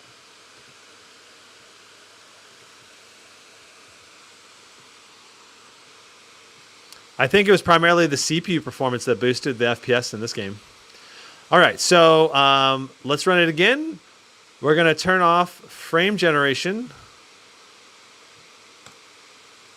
And we're going to run it. Wait a second. DLSS was set to auto. Why was it set to auto? Oh, you have to do it twice. Okay, we got to run it again. We got to run it again because it might have been lower on DLSS.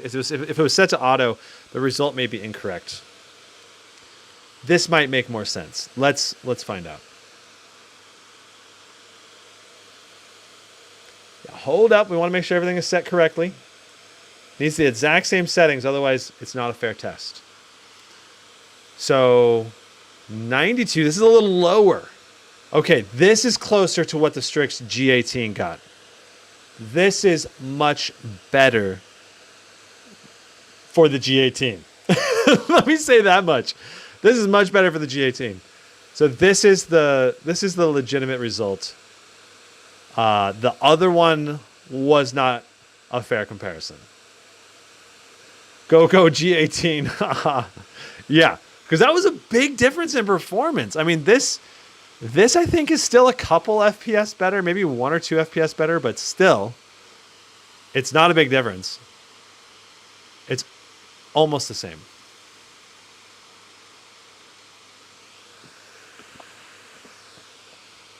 Hazog says, hey Gizmo, is a Wi-Fi killer 1675 worth 20 USD more than a regular Intel AX210?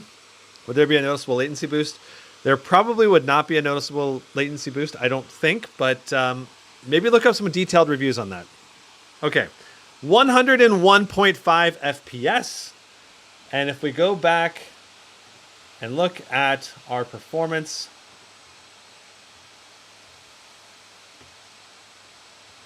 the G18 got 102. So it's within 1 FPS difference between each other. So that's good. That's good. Basically, it's showing that both laptops having nearly identical performance.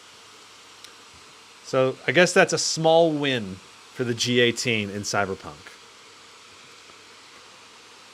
So now we're going to try Cyberpunk with no frame generation. Let's run it. 1600p, no frame generation, DLSS on quality. And then we'll turn off DLSS and see the performance with just raw rasterization.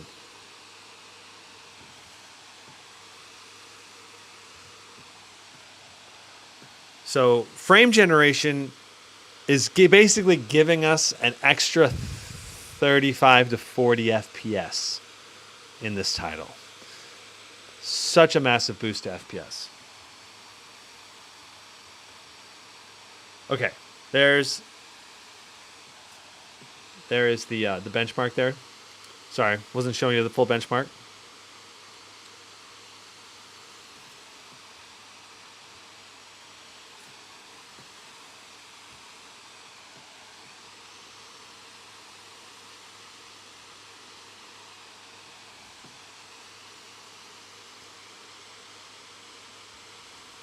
So getting, again, we're pulling right in that 250 watt range. Crazy. It's really crazy because this is a 16-inch chassis. Our CPU temps are very high, but the wattage it's pulling at the same time as the GPU is insane. It's like 90 watts plus 150 to 160 watts. So we got 62 FPS on the M16.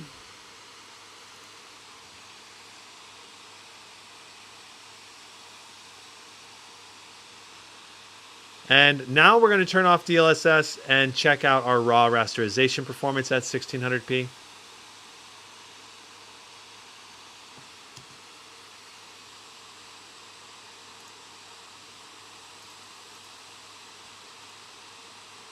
So this is ray tracing on Ultra too. You got to keep that in mind. Waiting for the news of a kid pulling out his Alienware M16. Someone asked him what he's getting out, and he says an M16, and they'll have to change the name. What? That better not happen, LOL. Okay, so we're getting 35 FPS now.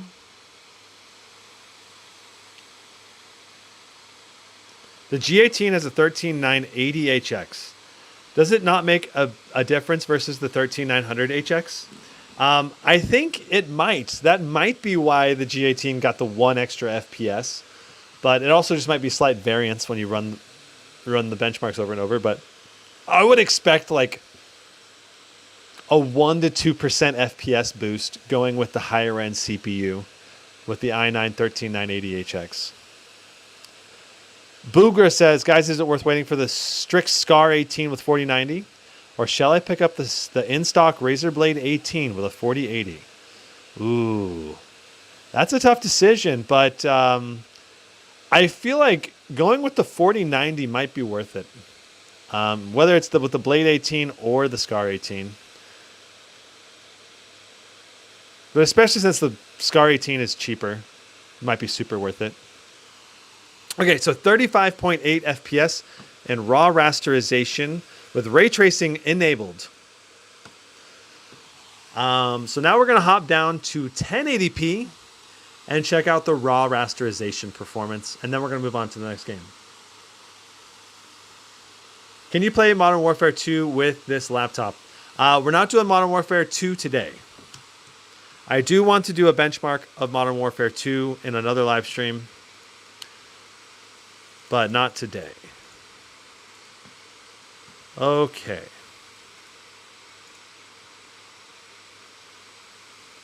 There we go. So we're at 1080p right now. Ray tracing is on. No frame generation, no DLSS. Shaboom. Let's see what we get.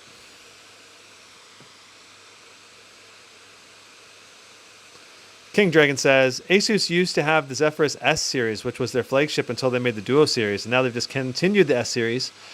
So King Dragon, they've basically incorporated everything from that Zephyrus S17 over into the new Scar 16 and 18, like all the cooling upgrades, the design changes. So basically, there's no need for that Zephyrus S17 anymore. So that's why.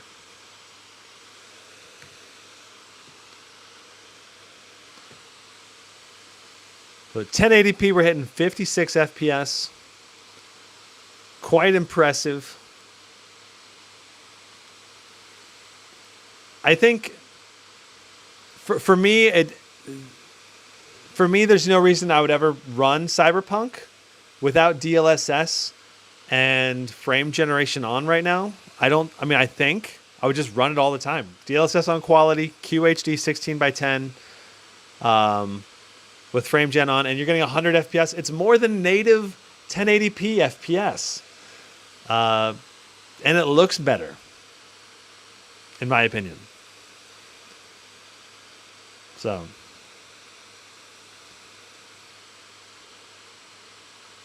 our CPU is bouncing off that thermal limit. Keep that in mind. All right, so we got 60.5 on our average FPS at 1080p.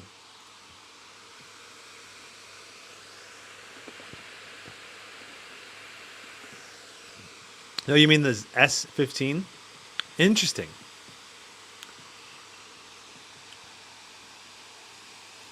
Gotcha, King Dragon. Interesting.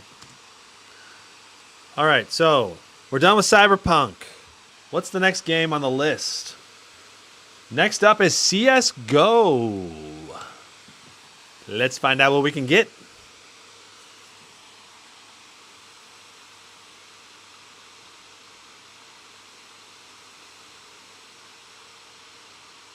Chaboom. Bluger says, I'm based in London. Should be fairly easier, I believe. Let's see here. Bluger says, it's primarily used for software development. I rarely game on it, honestly. Aluminum chassis might be a better option in terms of durability. Not even touched a Razer laptop until now, honestly. So if you're a programmer, do you need a number pad? Razer doesn't got a number pad. Could be a deal breaker for a programmer. Not sure. Might not matter that much to some programmers. Depends on the type of programming you do.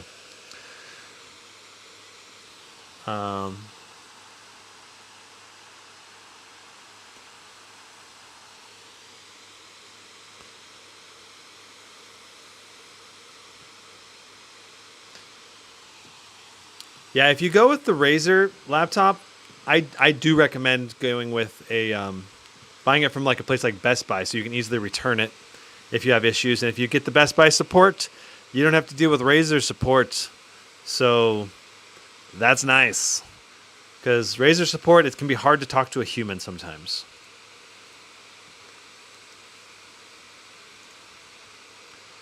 All right, so everything is on set to high. We're using the high default full screen 16 by 10. Let's hop into CSGO workshop benchmark map. Oh wait, we got to turn on enable developer console, and then we got to turn on our FPS graph.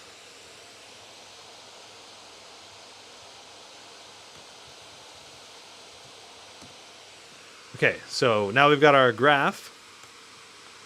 Let's see what kind of FPS we can get in CSGO with this machine. It should be really good.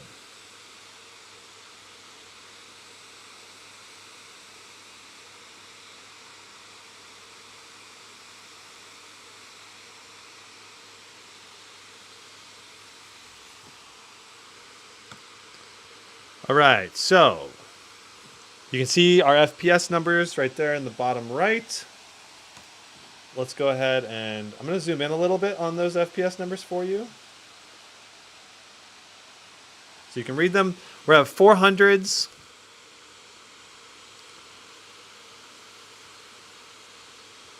$400 to 500 range right now. Very good. What is the best quality and priced laptop right now? I'm definitely leaning towards recommending the RTX 4000 series over the RTX 3000 series, as long as, unless you're getting just a really great deal on the RTX 3000 series. That would be basically my thought process right now. So this Alienware M16, I think it's a really great deal. And I think the Strix G18 is also a really great deal for a high performance machine that's moderately priced.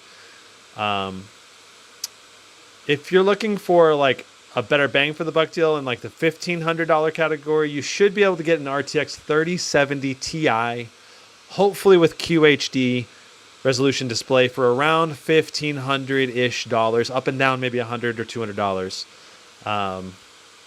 But that would be what I would shoot for if I was buying around $1,500. If you're going to go for $2,500 though, I would definitely not buy a 3080 Ti.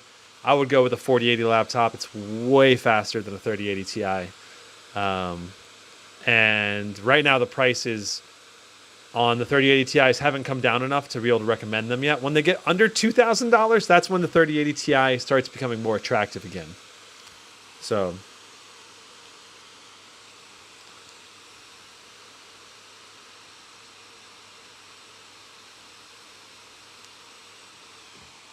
okay, so we've got 403 FPS at 1600p. So you're getting more than 400 FPS right now. Let us change to 1080p.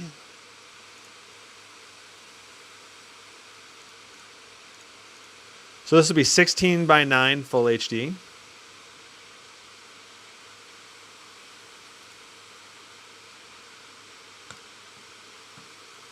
Let's see what we get.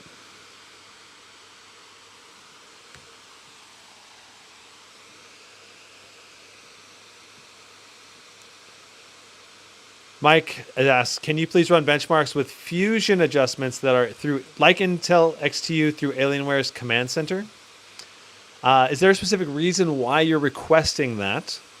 As far as I know, the Alienware command center doesn't give you the same options as Intel XTU does, but it might be worth looking into the settings there, because more people would rather change it with Alienware command center if you could. I would think. They don't want to have to deal with Intel XTU's interface, which is quite a bit different. But it's not like Alienware Command Center's interface is any good anyway. Yeah.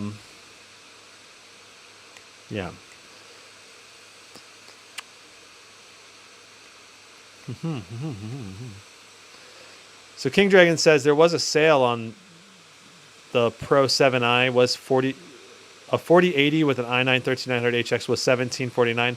I don't think that sale was legitimate. There's no way it went that low on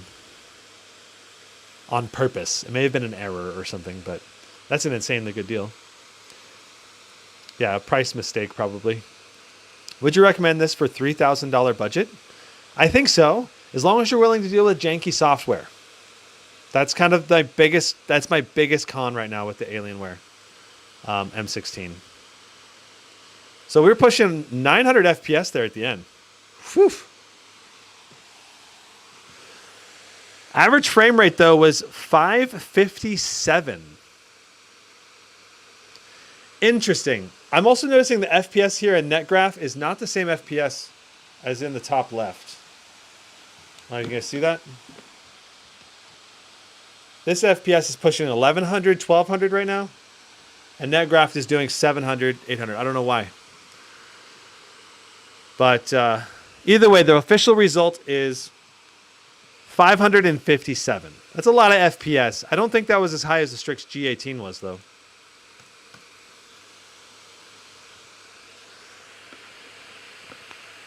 It was a real sale, not kidding. Well, they might have to honor it if they offered it officially, but we'll see. Okay, so next up, Apex Legends. Woo!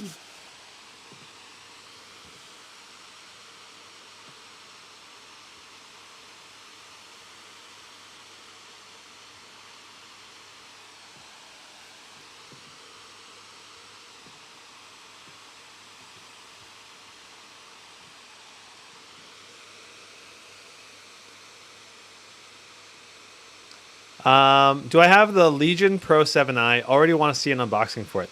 I do not have the Pro 7i. I ordered one.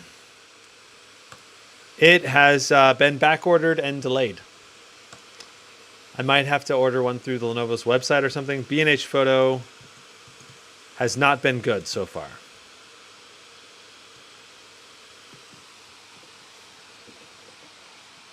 Every laptop I've ordered on B&H Photo has been delayed. Okay, so we're going to start off.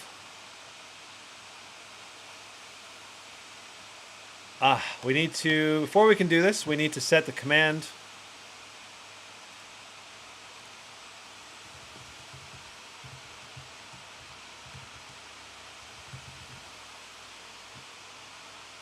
So plus max FPS. There we go. So there's by default a max FPS limit for Apex. So we're just going to turn that off.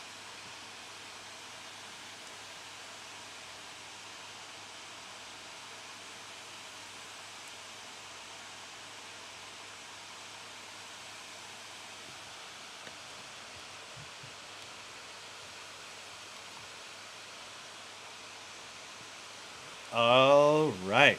And this display is so colorful and delicious.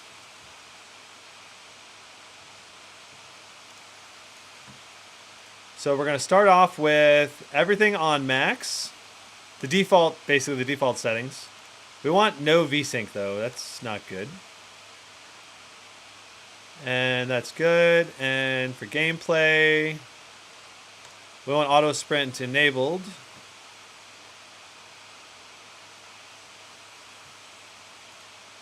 And I want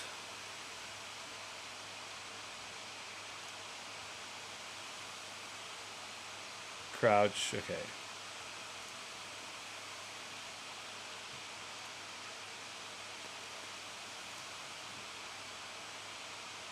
I want firing range. Let's see if we can get into a firing range by ourselves. Mike Milsher says, the reason why I asked about Fusion is because you can adjust the power limits like XQ and Alienware has completely changed the command center. Yeah, that's true. I'm just curious. Ooh. You can customize the firing range now. That's cool.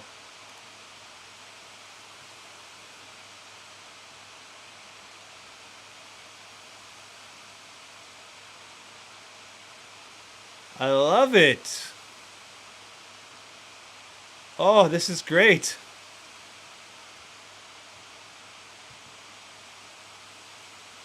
Okay. Sweet.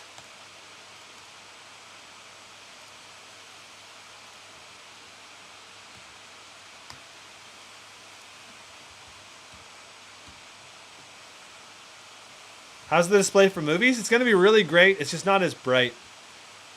Okay, so let's do this test. So I just started the benchmark. So the average FPS that you're seeing right now, 202, is what I'm getting. I feel like we're getting some lower 1% FPS lows. Lower than is ideal, at least. Down to 74.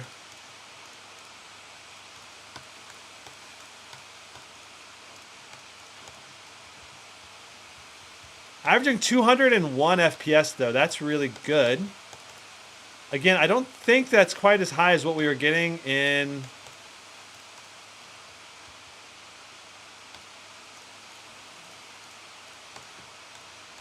the Strix G18. So far the Strix put higher FPS, I believe, at least for numbers, in Apex Legends so far. So we got 94, which, hey, that's higher. That's higher than what we got with the Strix G18. Anyway, cool. So there's that. Let's go ahead and hop over to a match.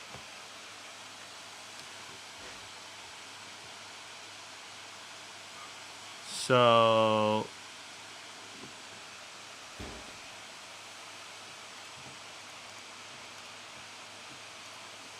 for our settings here, we're going to set everything except textures to low.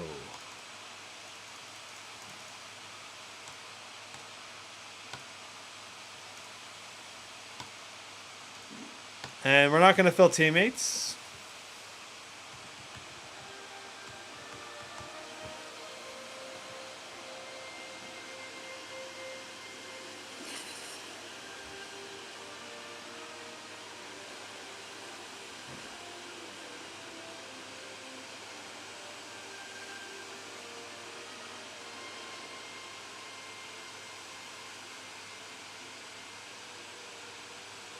How are the speakers? The speakers, I think they're pretty good, but they're not the best I've seen on a laptop.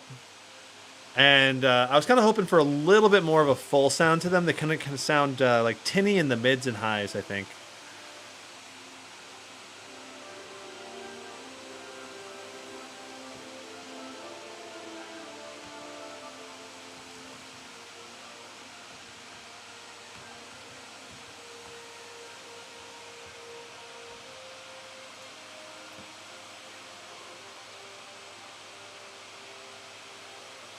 Come on, game, you can load.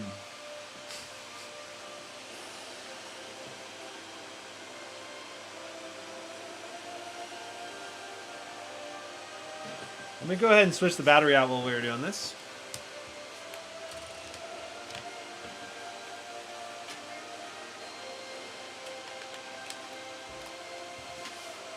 And I'll do that for this other one too.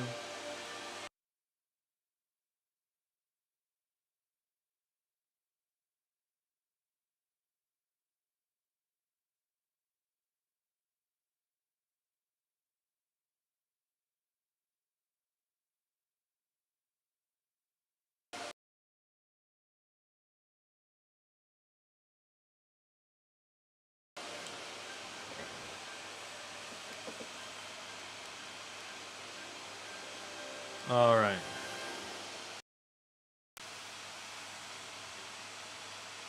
Shawam. We should be back, and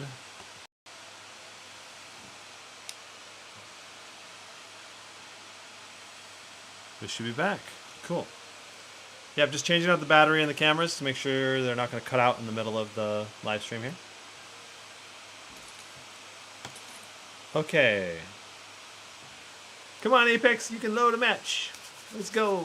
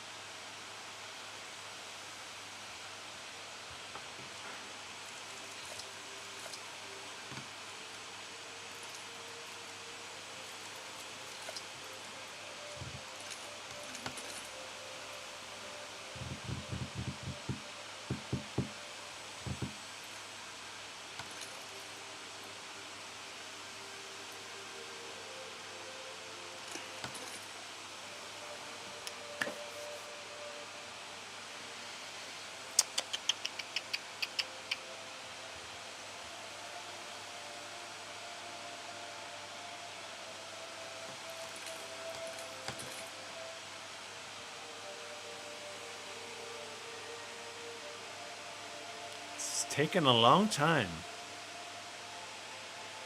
It's weird.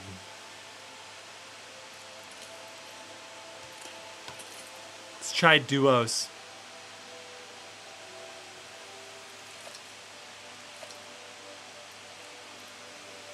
What kind of skins do we got? Oh, that's a bangin' Gibraltar skin. Haha. I like the Pathfinder there. Oh, those are kind of cool Bangalore and Wraith skins.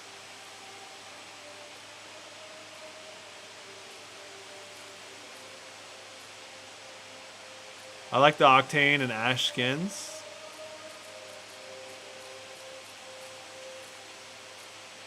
Huh. That Gibby skin. What? That's so silly looking.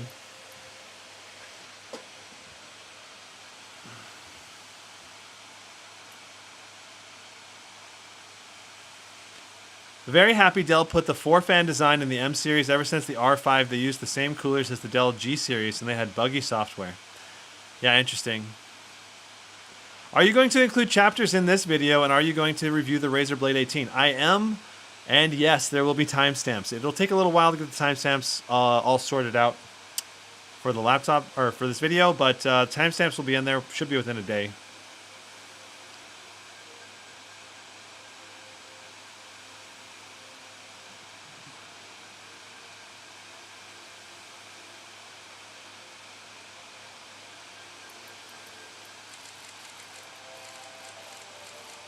Let's go. I guess Apex doesn't want to load.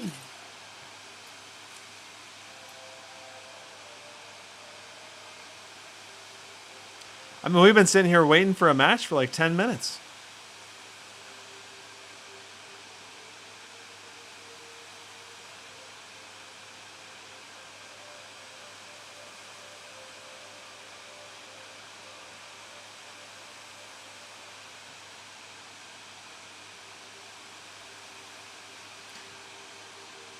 Mike, do you work with Dell, Mike? I'm just based on the comments you're saying. I'm curious if you do. You're saying that we were getting the boost clocks to go much higher than spec, and it's like I said, it's probably because we're boosting them using Intel XTU.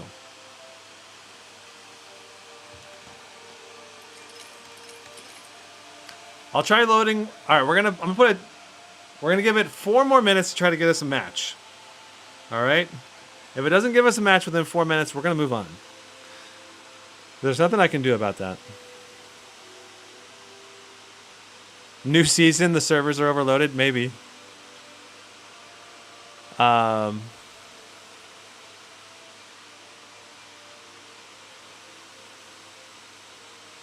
Jonas Blanc, I'm new. Could you please explain the process of this review? So, in this live stream, my goal is to just test a bunch of different games the same exact way that I test other laptops. And then you can look at my previous live streams and this live stream and compare performance, or at least roughly. And basically, that's my initial thoughts. So right now I'm just looking to see what's the performance like, what can end users expect, and then once all the testing is done, I'll formulate my more firm opinions, and then do a complete review that I'll release on the channel as a main video. And I'll also release a shortened version of this video too.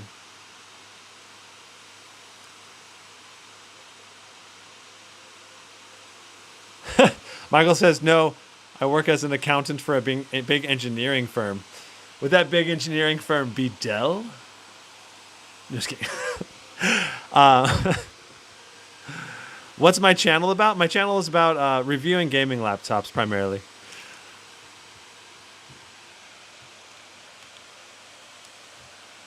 So, I mean, 4.2 to 4.3 gigahertz on the on this CPU is not unheard of. It should actually boost above 5 gigahertz when only under a 1 or 2 core load. So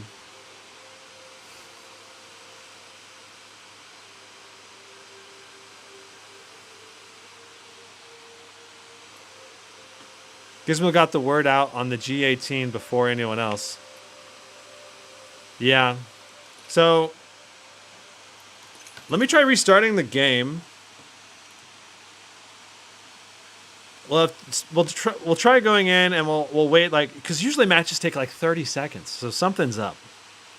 I wouldn't be surprised if like Windows is blocking something or the game was confused.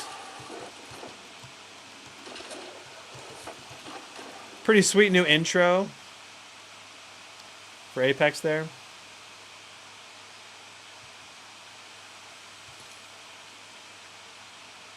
AMD 7945HX is going to hit 4.7 to 5 gigahertz on all cores. That'll give the Intel a run for their money. That'll definitely give the Intel a run for their money, especially in multi-core workloads. Yeah.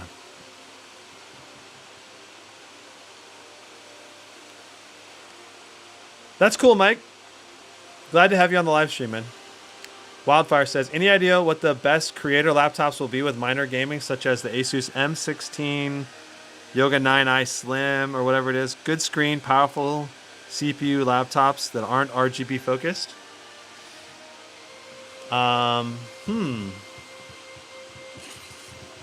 Hey, there we go. We just had to restart the game. Best creator-focused laptops, I would say, are ones with great displays. Benchmarking.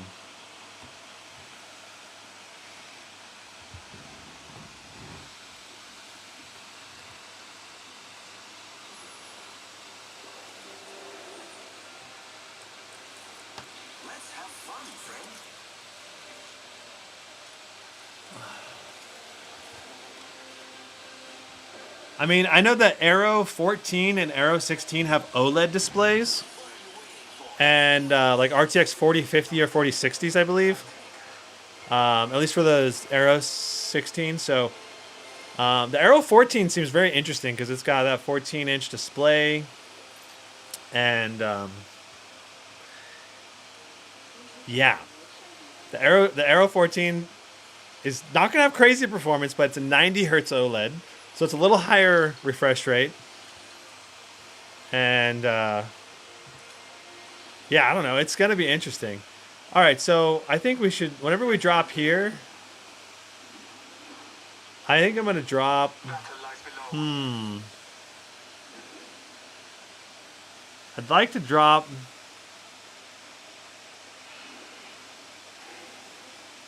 Let's go to like countdown.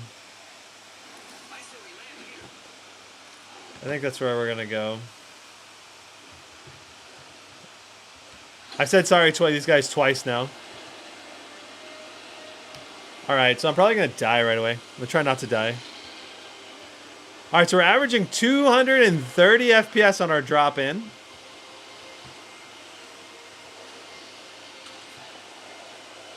I'm gonna try to land where no one else is gonna land, hopefully. Our FPS is awesome.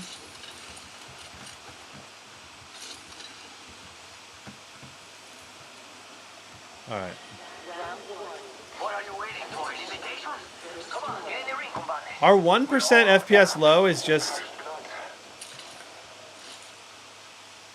not that great.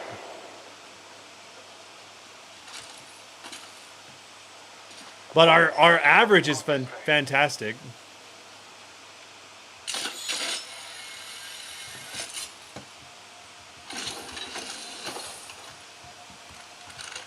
See someone out there. My teammates are fighting people.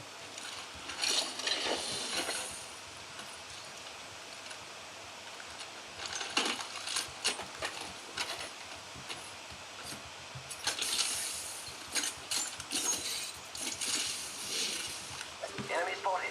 Way out there, like little cucarachas. I love that the Rampage is now available for anyone.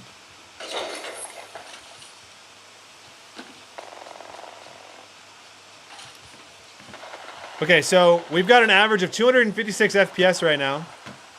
Yo, That's really, really good. marking our surroundings. Downed one. We're gonna set everything back to high. I am taking fire. Took out a hostile. Recharging my All right, and now we're gonna see what kind of FPS we're gonna get. Looks like we're getting about taking fire. I'm down. Oh, I actually got hit. about 50 FPS less. Scanning the area.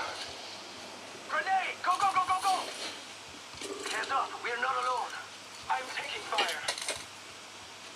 Our 1% lows there are not very good. It keeps Alive.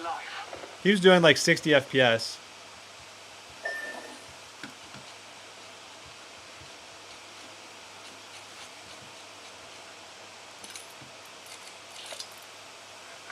Attention, delivering care package.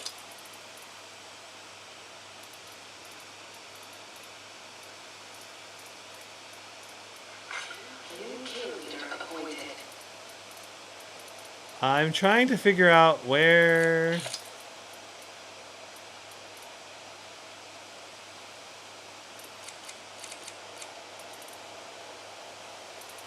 I want aim down sight to be hold, not toggle. Right now it's hold.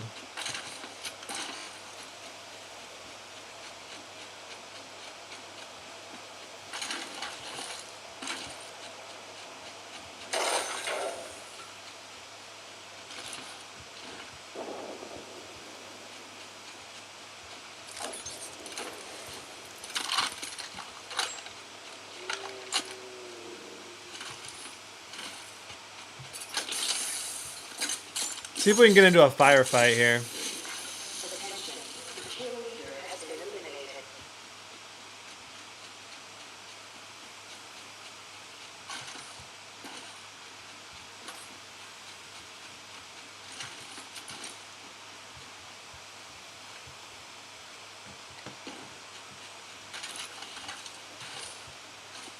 Where did everyone go?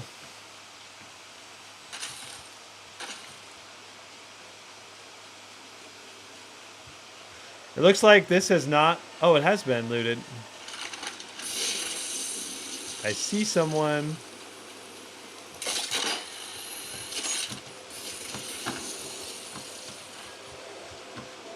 Where did he go? Half the squads are gone. I can do this.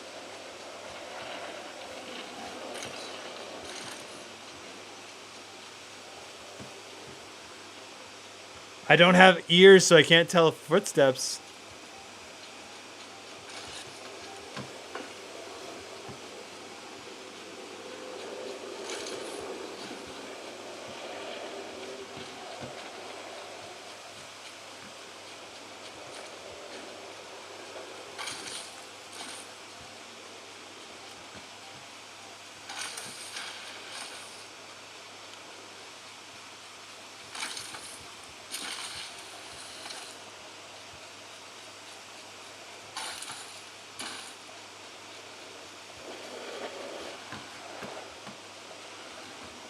Ah ha ha ha. Using grapple.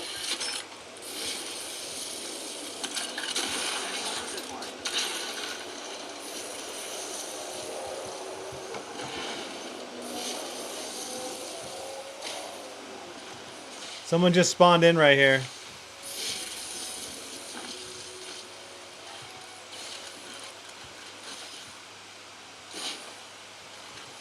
Enemy over there.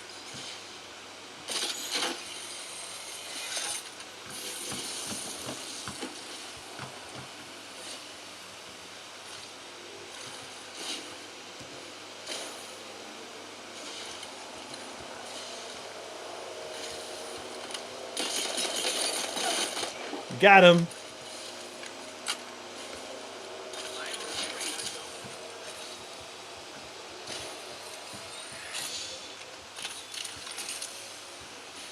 I'm not anticipating a living very long here.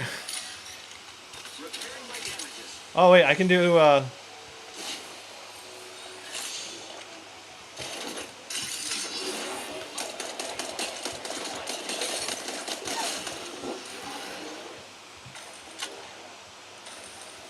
Recharging shields. so I downed one, then I downed his teammate.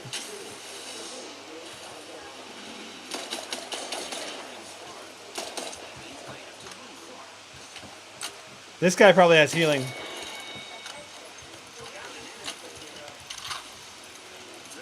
incoming. Repairing. Took out an enemy.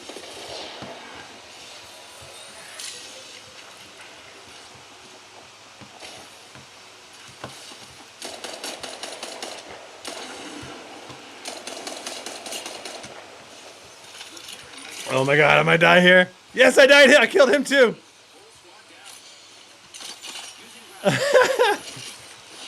Okay, I gotta make it out of this. I gotta make it out of this storm. Alive. Let's go. All right, we got a whole squad wipe. Let's go.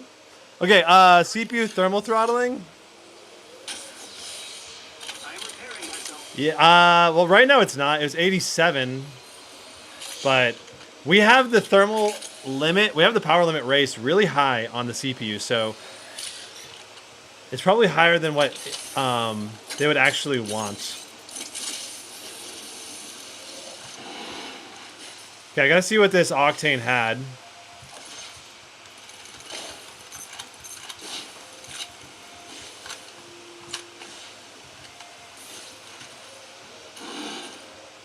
I am repairing myself.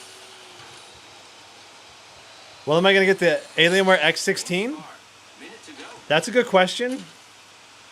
I currently don't have any plans to get the X16. We'll see if Alienware sends me some. 45 seconds. Maybe Alienware will send it. This because no one else does. Have I downvolted it? You mean undervolted it? No, because you're not... Alienware does not let you. At least not out of the box.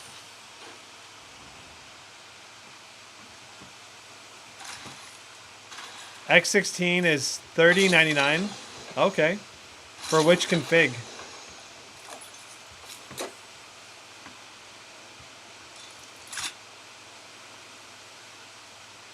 That does sound pretty reasonable, though. So playing on high settings, we've averaged 203 FPS. That's impressive.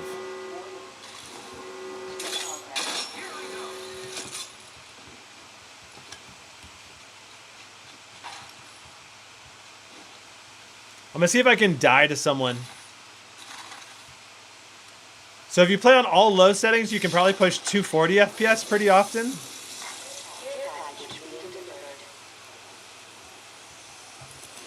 There's an enemy there. And then if you play on low settings, or you play on max settings, 200, low settings, pushing closer to 240 on average.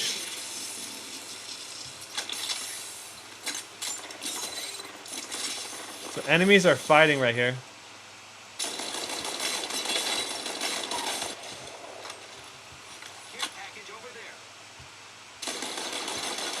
I'm gonna go ahead and kill this guy.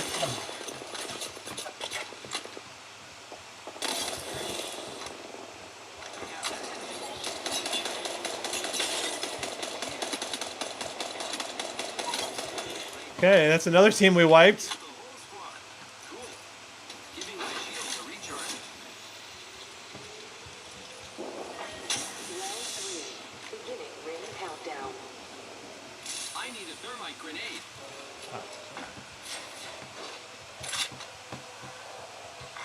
Attention, delivering replicator.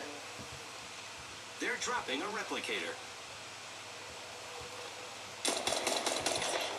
I probably shouldn't have shot him. Now they know where I am.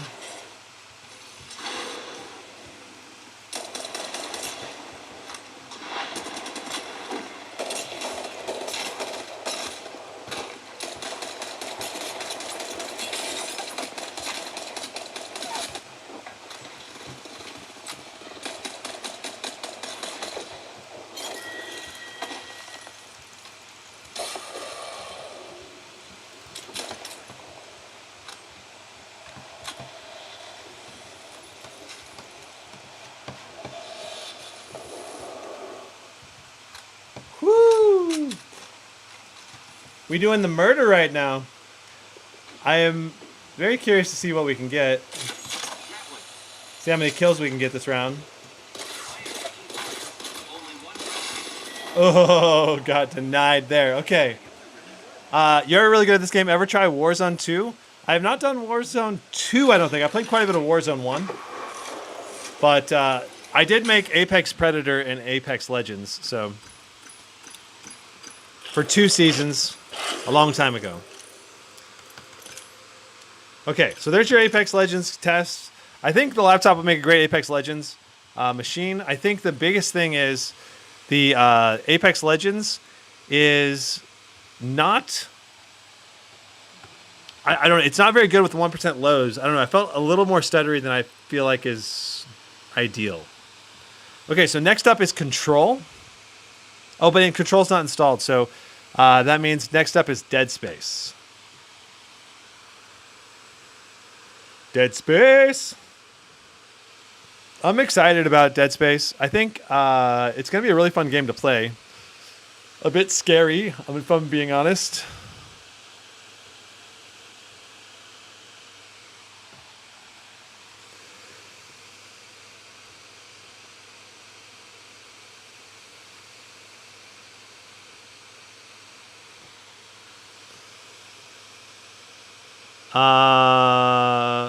Okay.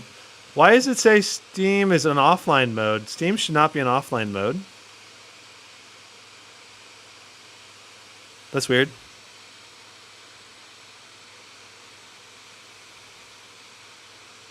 Marco SC asks, hi, what fan profile are you using at the moment? We're using full speed, which is the max fan profile for the Alienware M16.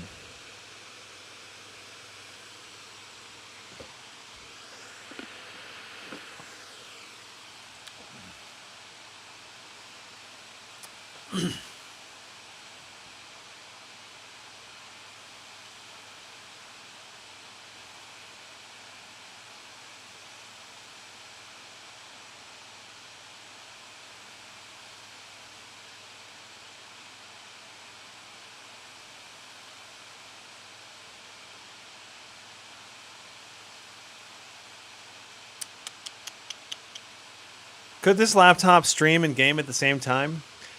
Six main, yes, it definitely can.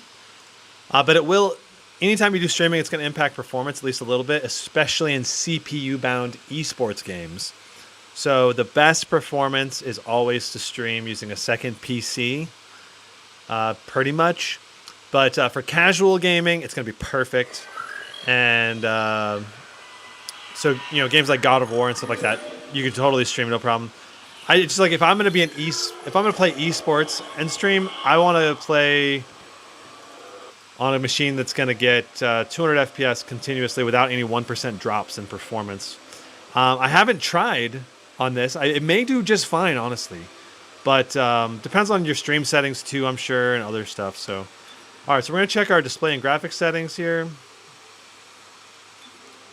Let me see what settings I did in the previous test. So Dead Space 1600, Ultra with DLSS on quality, and then we did native 1600.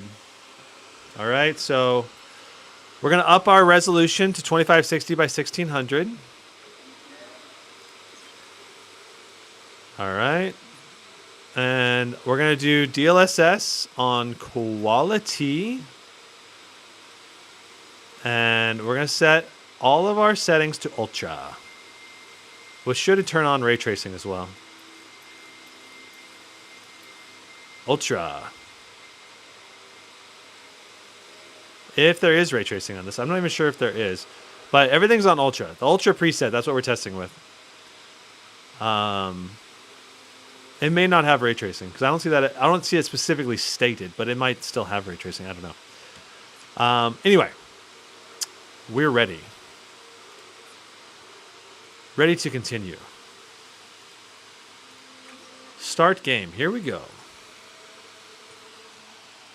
It's a shame it doesn't keep our saves.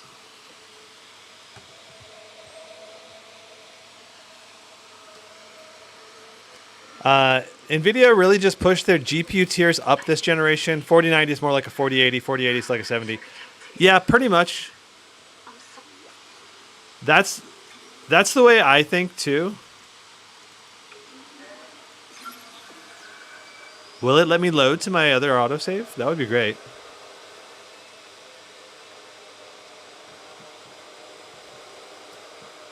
No thanks, Z-Ball. It's glad you could stop by the live stream. Could this laptop stream? Yeah, okay, let's see. Are you off to that? And then where I need to work on softwares. Yeah.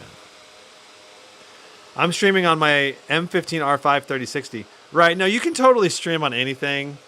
It's totally possible, but it's just ever since they added like 6 cores or more, live streaming is possible. It's just how much it impacts your gaming performance and how much you're okay with that impact. You know? Like that's really what I'm talking about when I'm talking about not being able to stream. Like for me, I can't stream a game. Like I'm just not okay streaming a game and then getting like really bad 1% FPS lows in Apex Legends because then I can't play the game really, really well.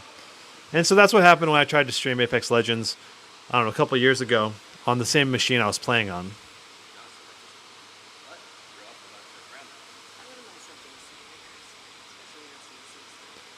Z-Ball says it impacts a lot. That's why I'm looking for a 4080 now. Well, yeah, looking for that 4080, and then you also got to keep in mind the, having a machine that has a ton of cores, like this one. You know, you might be able to just use the streaming, do all the streaming encoding with like the E cores or something. Just a couple of E cores to handle that. I don't know. I'm not sure what the best, most optimal method for streaming on the machine itself. Okay, so this is our bench area right here. Can I save this? There's no way to save. So this is where we're gonna bench. All right, so this pulls a ton of wattage on the CPU and GPU at the same time.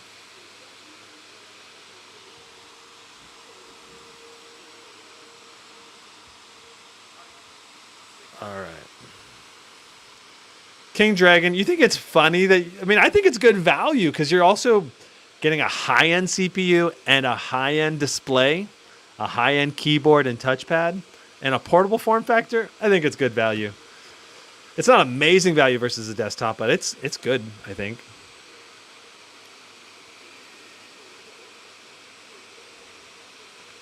Obviously, desktops are almost always going to be, like, budget desktop builds are almost always going to be better bang for the buck than laptops, but... And especially when it comes to ultra high level performance, desktops will always beat laptops. But it's you can't just put a laptop on your lap and play some games, or like take it with you on a plane and go on your trip, and you can't do that. Wow, look at that temperatures, but very, very high levels of performance. 112 FPS, 113 FPS, and 49 for our 1% lows. All right. King Dragon says, but the NVIDIA really just put 4090 in it to increase the prices. But the prices really haven't increased much. A GT 77 was $5,000 for the highest end configuration last year. It's the same price today. If it was $6,000, I might agree with you. Like you can get a 4090 GT 77 for $4,600 for the base level config. And 6 years ago, I paid $4,600 for like a GeForce 980. So, I mean, realistically, the price hasn't increased for 6 years. And when you factor inflation in, that means laptops have actually gotten cheaper over the last 6 years. But I think the mid-range has gotten a little bit pricier than a couple years ago. So, but the high end is about the same. I think the high end has actually gotten cheaper. The mid-range has gotten a little more expensive. But I think everyone's perception of how expensive everything is, that's what's changed the most. Okay, so we're going to turn off DLSS now. Graphics on Ultra. Let's do it.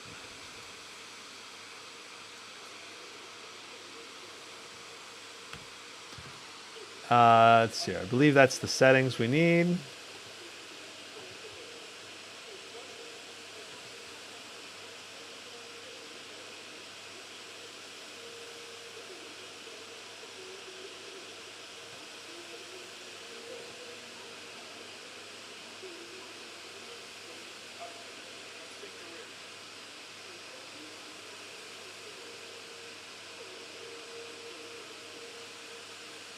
Okay. Yes. That is all correct. All right. Here we go. Let's see what we get.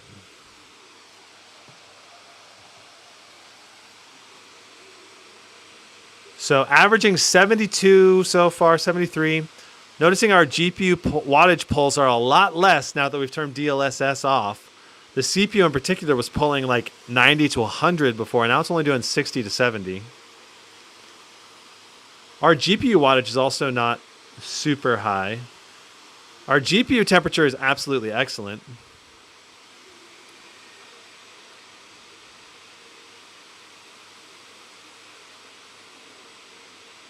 Cha-boom, boom, boom. All right, so 7845 for Dead Space. That's impressive. All right. Let's see here. What did we get in the... So let me check.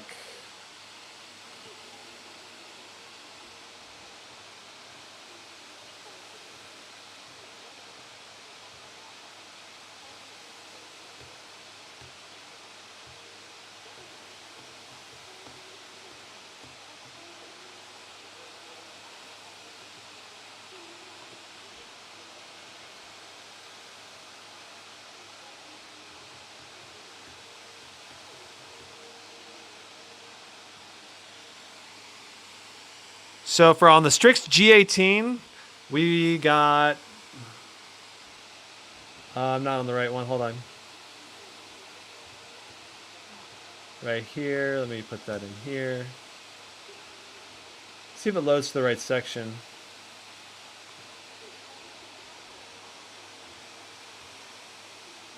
So...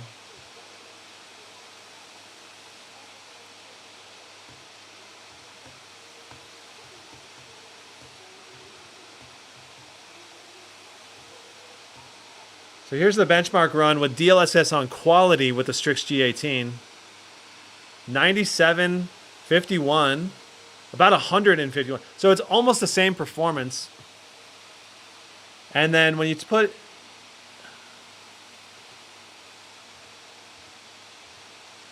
All right, and then, okay, so the Alienware M16 got 10 more FPS in this exact same test.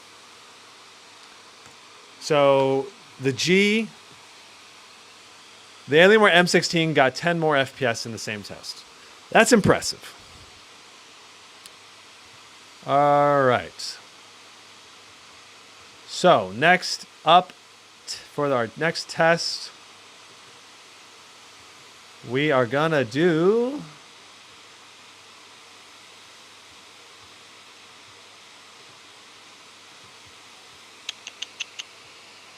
God of War. Dun dun dun. Okay, a lot of chat. Let's do it.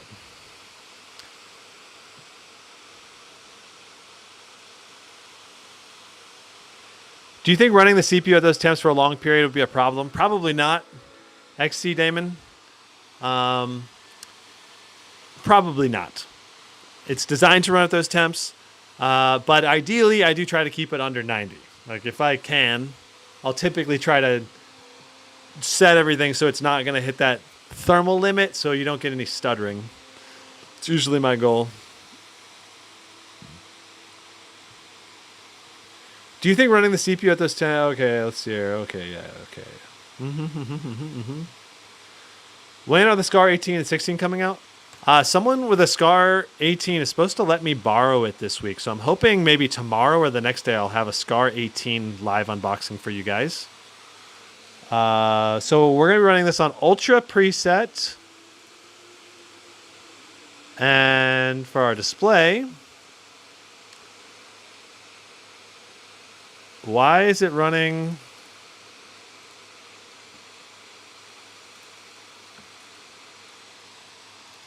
It's like, 16 by 10. There we go. Okay. Beautiful. All right, so right now we're set with DLSS off. Let's see if we did... I want to make sure I do it in the same order. So we want to turn DLSS to quality for our initial... test here.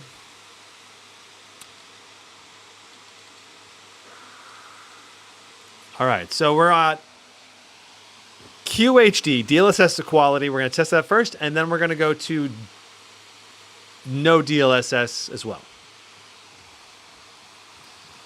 Perfect. All right, so for our benchmark here, we go from here and walk down the path. And here we go.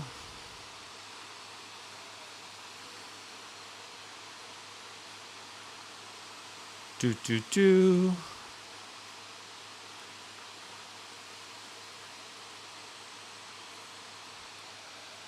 did you find?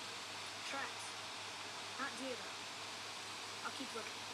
Boom, stop at the water. 105.48. Beautiful. Let's run back. And we're going to turn off DLSS. Man, we're pushing 5.3 gigahertz on that i9. At least boosting up to that high temporarily. Our temps are going up there too. All right, so DLSS is now off. Full QHD performance. Let's see what we get.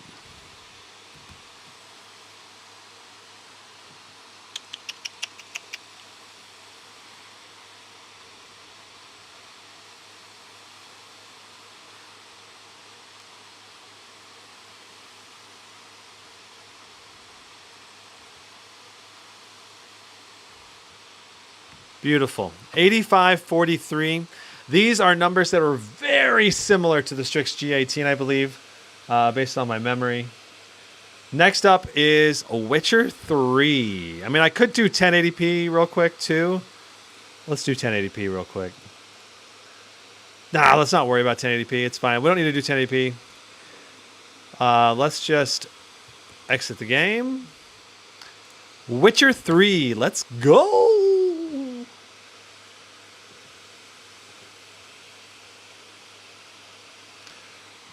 When are the Scar 16 and 18 coming out? Are you just asking when they're released? They've already been announced, and some people have already gotten their some people have already gotten their laptops in the mail. So lucky peoples. My Scar 16 was delayed. Ooh, that sucks. But back ordered, BH Photo, not the most reliable place to actually order from, unfortunately. But sometimes it might be the only place that says it's in stock, and then, yeah.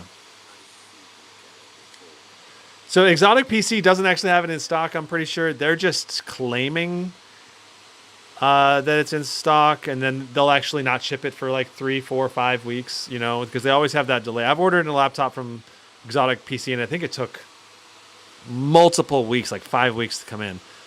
Unless they say they can claim to ship it within like a couple days or something, but usually that's not the case for Exotic PC.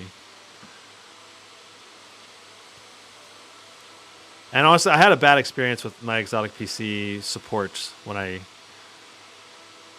I tried using them. Okay, so Witcher 3. So we're going to start off with DLSS on quality.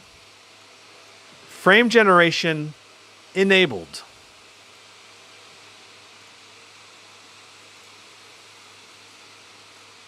All right. Frame generation enabled. Ray tracing on. We're just going to hit RT Ultra. Yeah, ray tracing on Ultra. DLSS we want on quality. What? Why will it not?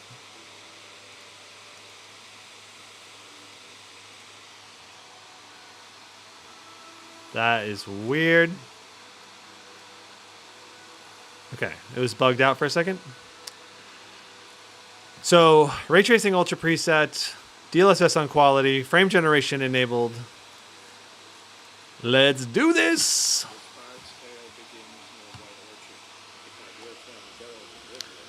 These displays look amazing, but wait until you see an OLED 2560 by 240 hertz, which hopefully Samsung is producing. Oh, I've seen OLED displays. I've used them before. They're amazing. I agree. But these displays do look great. Much better than previous generation displays. Britt Allen says, I hate Exotic PC. Oh boy. I don't know if I'm not going to go as far as to say I hate them, but I'm sure plenty of people buy laptops from them and they don't have any problems. But yeah, they're not my top choice to buy a laptop from if I have the option. Okay, so we've done the little run through now. So DLSS Ultra, 16x10 QHD, everything's on Ultra with ray tracing enabled. Let's do the run through. Here we go.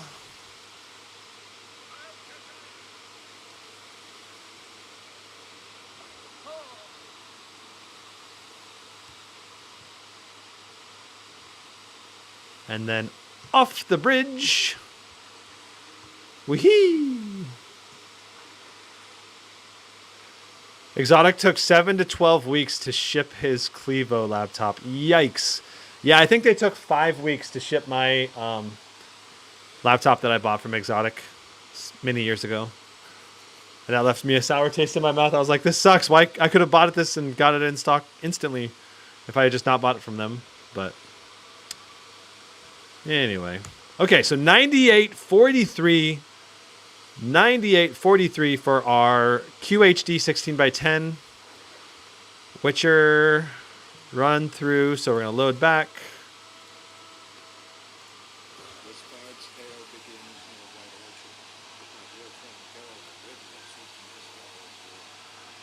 And now we are going to run no frame generation. DLSS on quality, no frame gen.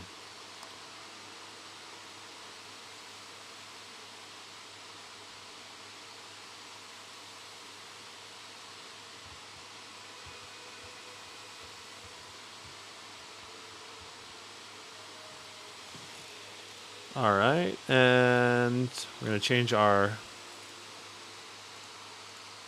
no frame generation. DLSS is on quality. Cool. Everything else is on max. So 9843 with frame gen. Let's see what we get without frame gen.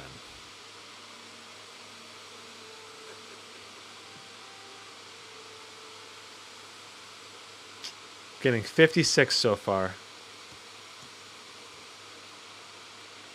It's still pretty playable. You could definitely play this without frame gen.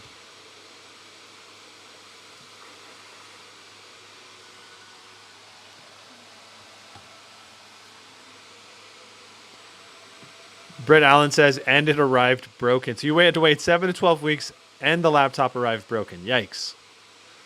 It's not good.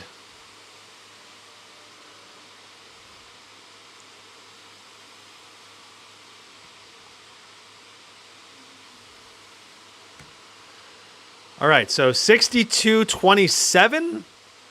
6227. Beautiful. Let's go ahead and go back. And now let's run with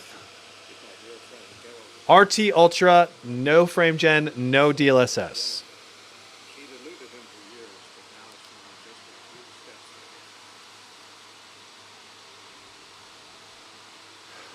Overall, I think the only games I'm not going to use frame generation on is esports games, competitive multiplayer, basically. Other than that, I'm probably going to use frame generation all the time. I think. Even first-person shooter single player probably would still do it. But maybe not. Well, I have to actually try doing more testing. Maybe on Cyberpunk, got to spend a few hours playing frame generation on and off and see what I notice. You know, just really pay attention to it. All right, so graphics is on RT Ultra. No DLSS. No frame generation. QHD. With ray tracing on Ultra. Here we go. QHD Plus, 16 by 10.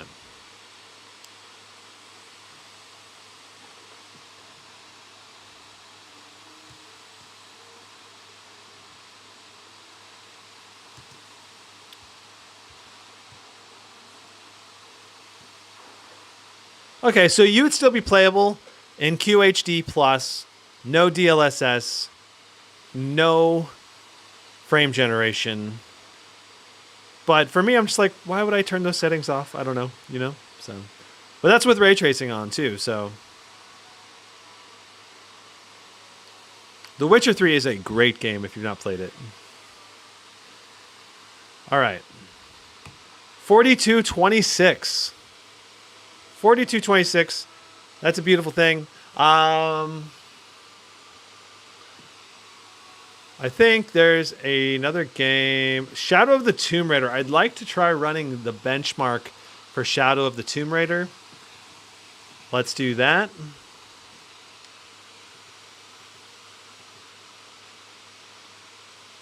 So MSI has officially shipped me the MSI GT77. That's exciting. That's awesome.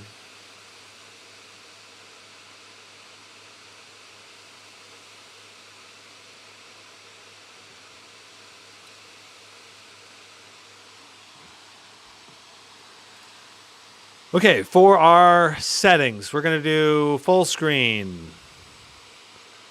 DLSS on quality. Monitor refresh rate is set to 60. I don't know why it thinks that. That's not correct. We want 240 hertz. Glad I checked that.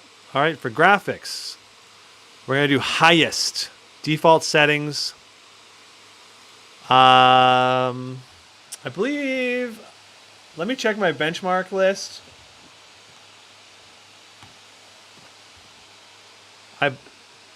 I believe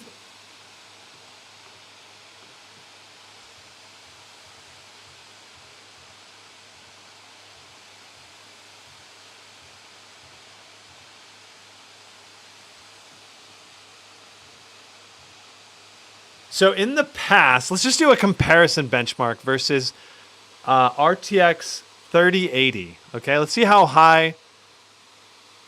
Highest default preset with ray tracing disabled and 1080p 16:9 with no DLSS. This is the settings that I tested with a ton of old laptops. And the highest performance was 141 in previous generation. So let's see what we get this generation with these exact settings.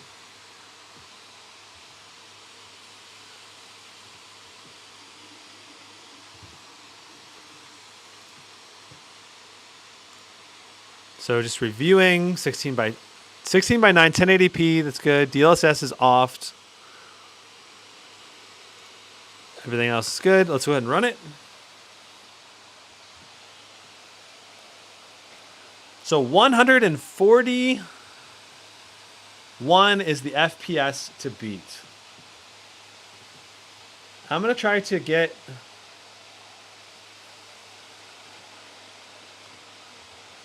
So here's the benchmark graph numbers, just so you guys know. Let's go ahead and see what we get. 200? Okay, it's coming down now. The numbers are coming down a bit now. Holy crap, 200? Still, wait, what? What? That's insane. That is a huge gap. 141. Let's see what the overall average is. Let's not count our chickens before the eggs have hatched or whatever.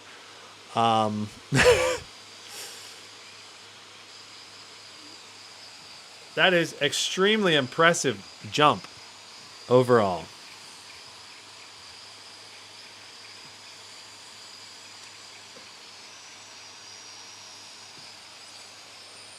Steve, you found a Scar 17? Let me check it out.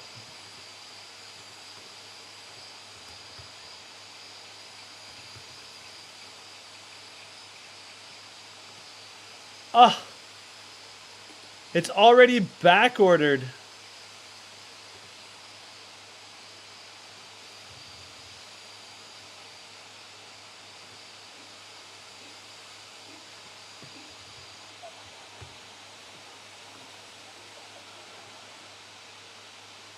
All right, well, let's, I should order this real quick.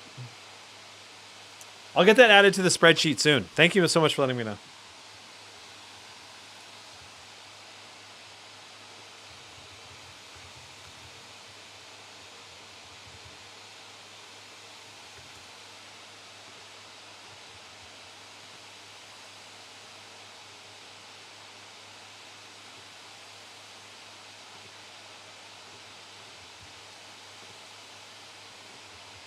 Okay.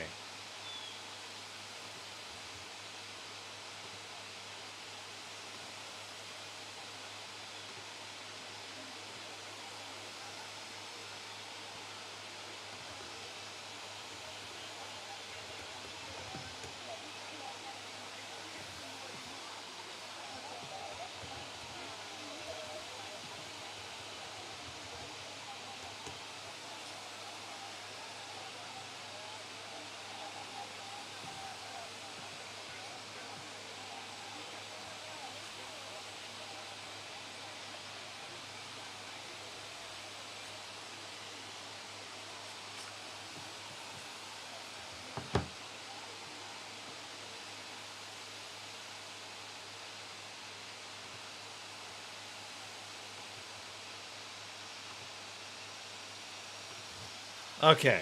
What did we get? 205. So 144 FPS to 205, one generational gap. That is incredible. Let me show you guys the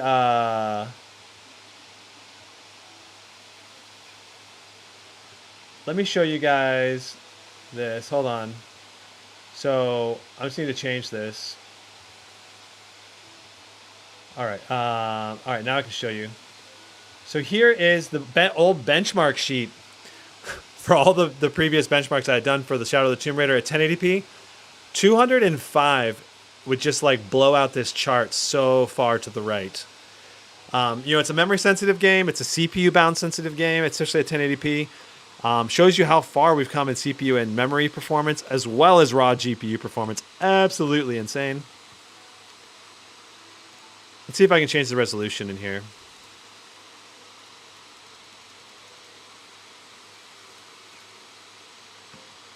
Looks like I can.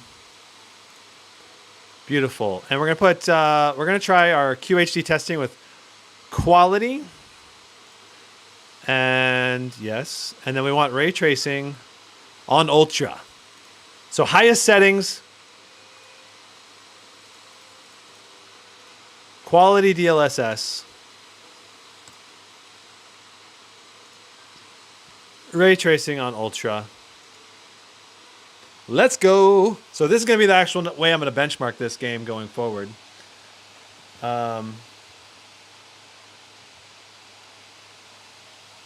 What do you guys think, chat?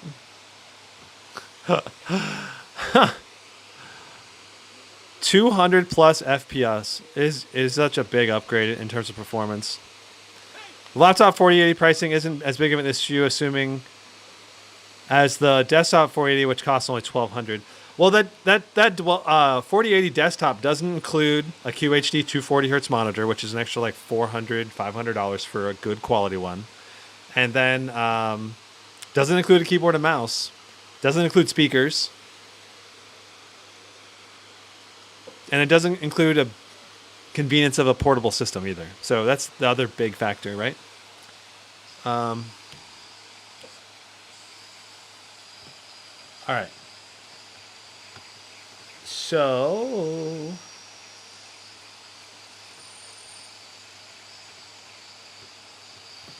I am buying a Scar 17 right now, y'all, so I can ship it to myself. As quickly as possible, because I don't think Asus is going to send me one, so I've got to buy one.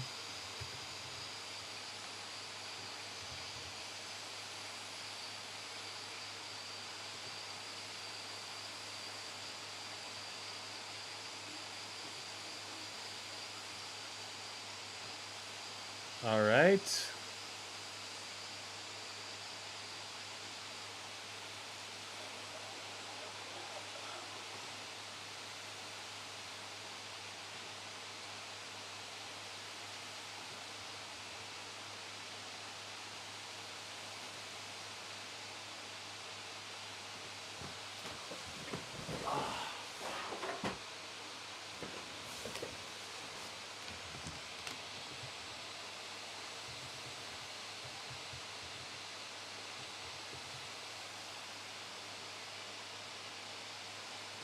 Putting my credit card info. You guys can't see this, right? I just accidentally live streamed my credit card info. That would be terrible. Okay. Beautiful. Scar 17 has been ordered. It's back ordered. I don't know when I'm actually going to get it.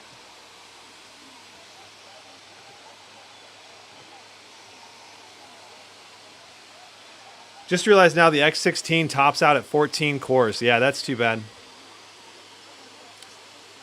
The M series goes all the way to 24, yeah. Which one is performing better, the M16 or the G18? Dusan, it's been very close in many of the games. I'll kind of talk about it here in a moment. I'm going to wrap up the conclusion here soon. This will be the last game we're going to test, and then I'll do a conclusion and summary my thoughts on the results so far. So it did not include ray traced. So there was no ray tracing in that. I don't know why. It showed me that it was on, but it was not. So that was DLSS on quality with no ray tracing. I think we have to restart this game to get ray tracing enabled, which I'm going to go ahead and do that.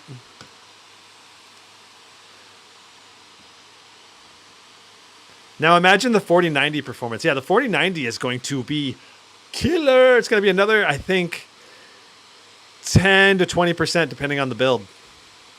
So, freaking, it's going to be off the hook. All right, so highest settings with ray tracing on ultra, DLSS on quality. There we go. Let's do it. Lance Talley says, nice, more benchmarking. Got my Asus ROG Scar 18. It's a good looking machine. Been working too much to bench it though. You're still welcome to test it if you want. Sure, Lance. Do you want to meet up tomorrow? What time tomorrow would work for you to meet up? I could do a Scar 18 benchmarking or a live unboxing video. All right. All right.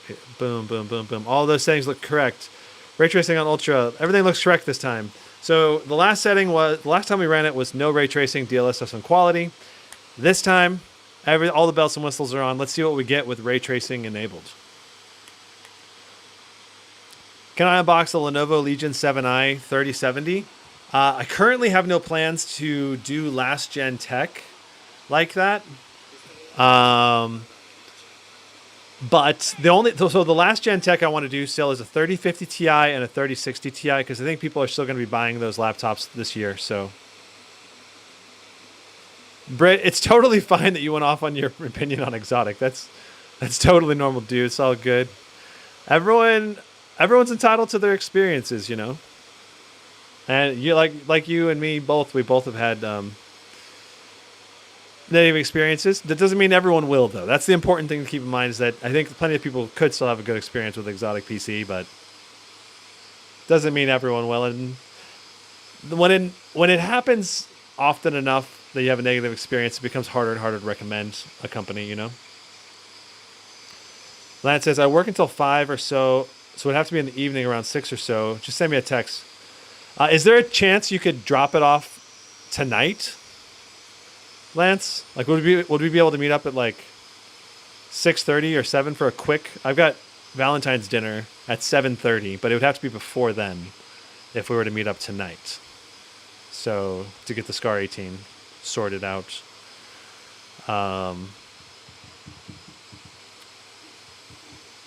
Not with Valentine's. You two, you're too busy too. Okay, that's fine. So yeah, then maybe tomorrow evening is good. Hopefully I'm going to get I still need to do another benchmarking session. I need to do an XMG Neo 17 live stream. So I've got stuff I can do tomorrow. And then I can do the Scar 18 the next day. So what do I think about the Legion 7 12800HX with a 3070 Ti? Will it be good to buy in 2023 for gaming? Because it will arrive very late. Always 23 laptops come in 2024. So I wanted to buy a 2022 Legion 7i. I think it could still be a good buy if you get it at the right price. That's the key, Romash. If you don't get it at the right price, it's not a good buy. It's better to wait for an RTX 4000 series. If you need to buy right now and 4000 is not available in your region, like India or whatever country you're in, then you've just got to go with what you can get and get the best deal you can get. And that's hard for me to tell you what's good and bad in your own region when it varies a lot from region to region. So I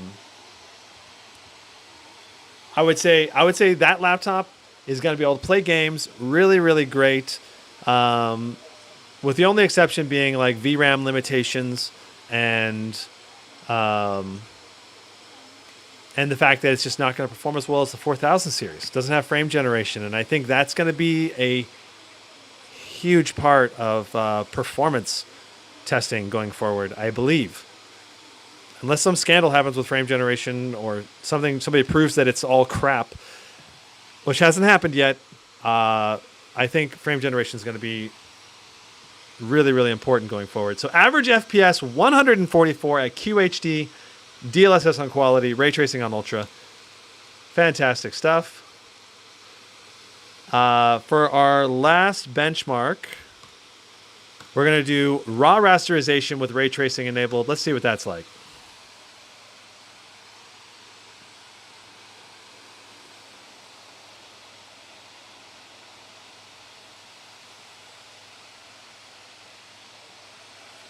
Yeah, Lance, that's the perfect Scar 18 laptop for me to test. And Lance, it would be great for me to test that because I just ordered a Scar 17 with the Dragon Range 7945HX, so it would be a great head-to-head X3RK, will you test Elden Ring? So Elden Ring has a 60 FPS cap, and I guarantee you this laptop will max out Elden Ring at maximum settings at 60 FPS. You have the Gizmo Slip guarantee. Shabam! So the tricky part with Elden Ring is you have to mod it to get over 60 FPS, and normal players are not going to do that. So I just feel like there's no point in testing the game because no one's actually going to be testing. I mean, I think it might be worth testing on systems like a 3050 Ti or a 3060, the 4050, the 4060, because maybe that won't be able to push 60 FPS. There's a good chance those GPUs would struggle. But for the 4080 and 4090, you're just going to get you're probably going to average like over 100, 150 FPS. So you're just going to be pushing that 60 FPS cap all the time.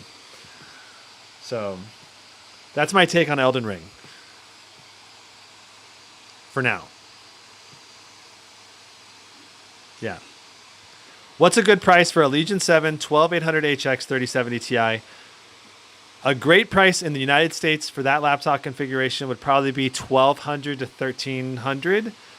A mediocre, probably like a decent price would be like $1,500. I wouldn't pay more than $1,500 I wouldn't recommend paying more than $1,500 for that much, for that kind of performance. So, does that make sense? That's kind of my take on that. Man, the performance has been pretty dang good without DLSS and ray tracing enabled. I don't think ray tracing is too hard on the system for Shadow of the Tomb Raider.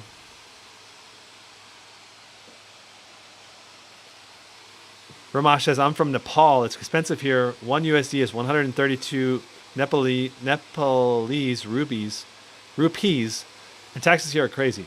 No Amazon, Best Buy features, so we have to buy from a shop. So shopkeepers are selling at expensive prices. Got you, man. That sucks. That sucks. One thing I do want to preview here is the laptop review buyback system that I'm going to do on my channel. I'm going to offer people that support my channel with a membership on Gizmo Slip Tech, like the YouTube channel memberships. I'm going to start selling my laptops that I review back to my viewers, and the laptop will basically be guaranteed to be tested and everything in good quality condition with no problems, at least when I had it. And then I'll be shipping it with I think a $50 markup plus shipping cost, because I'm going to have to pay someone to take it to UPS and ship it out and everything. So whatever I paid for the laptop, so I paid for shipping, my taxes, plus $50, and then whatever it costs to ship the laptop to you, that's how much I'm going to resell it for. So international people like you would probably love it because it's going to be way cheaper than buying whatever the price is on the laptop, pricing in your own regions. And I'll ship it international. So anyway, average FPS 104. All right. So that's with DLSS off, ray tracing on Ultra, and everything else on Ultra, highest settings. So those are the benchmarks for today. The one benchmark that I really wanted to do was Red Dead Redemption. I'm going to start installing it while I do the summary. All right. You can't get a membership or give super chats from your region? Oh, that sucks. Okay, well, I'm not sure. That might not work very well for me then. Anyway. Okay.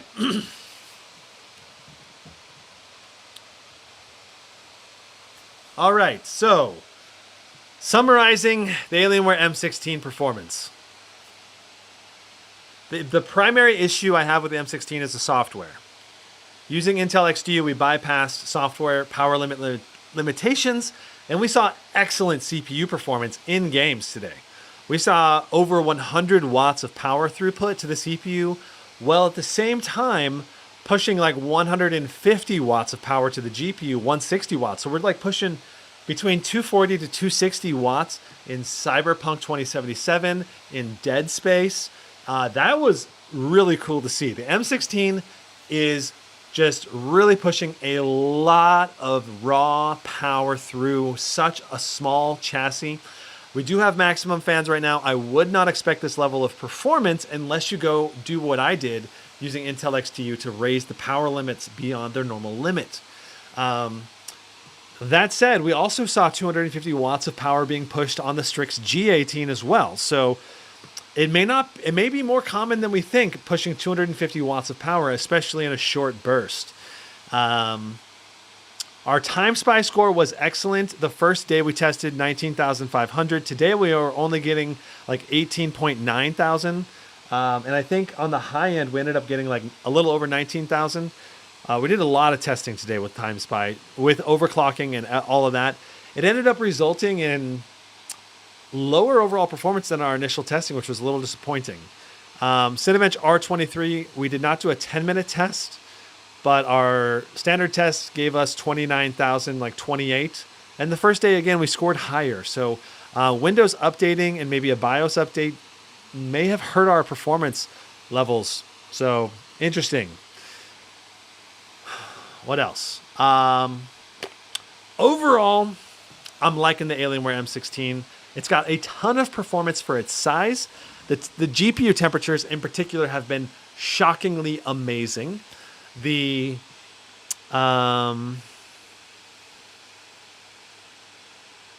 CPU performance has been good. The thermal performance has been good, but the fans are very loud right now. There's no denying the fans are loud at max fan and kind of whistly. Now, I have not heard any coil whine yet, but we've been testing at max fans, so you wouldn't hear coil whine because the max fans are too loud and noisy to hear the coil whine. So I need to try playing some games on lower fan profile levels and see what I hear. Overall, I'm impressed with the Alienware M16, primarily because of the GPU thermal temps are insanely good. They're so good. That's probably its biggest strength thermally. CPU temps have not been as amazing. I really like the keyboard on the M16. That feels great to type on. The touchpad also works really well, but it's not quite as tall as I would love. These are basically everything that I would summarize. And the performance of the RTX 4080 in the M16 has been fantastic. And it's been really, really great. I wish it had more than 12 gigs of VRAM. I wish it was 16 gigs of VRAM on the 4080. I don't know why they only went with 12 this year. Kind of sucks. Because we are running into stuttering in games like Hogwarts because of only 12 gigs of VRAM. So that's kind of where I'm at with the 4080. That's the biggest, I think, drawback. Otherwise, the performance has been great. A big step up over RTX 3000 series laptops, for sure. Undeniably better performance. And probably worth the cost. It's right now $2,500, $2,599 for this laptop with Windows Hello, the thin overall chassis, metal body with a plastic keyboard deck. The Alienware M16, I think, is a great buy at its current price point. So versus what RTX 3000 series at least has been offering. And I think it's a worthy alternative to the Strix G18 because it's offering pretty much just as much performance. The main drawback to this Alienware M16, again, is the software limitations and the fact that you have to bypass Alienware Command Center.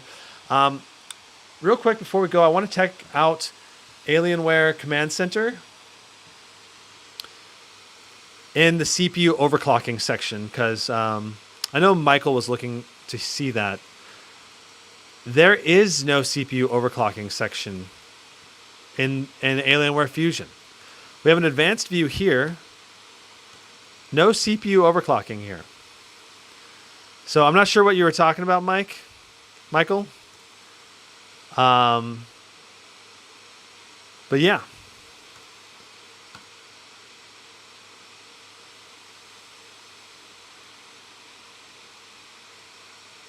Offset.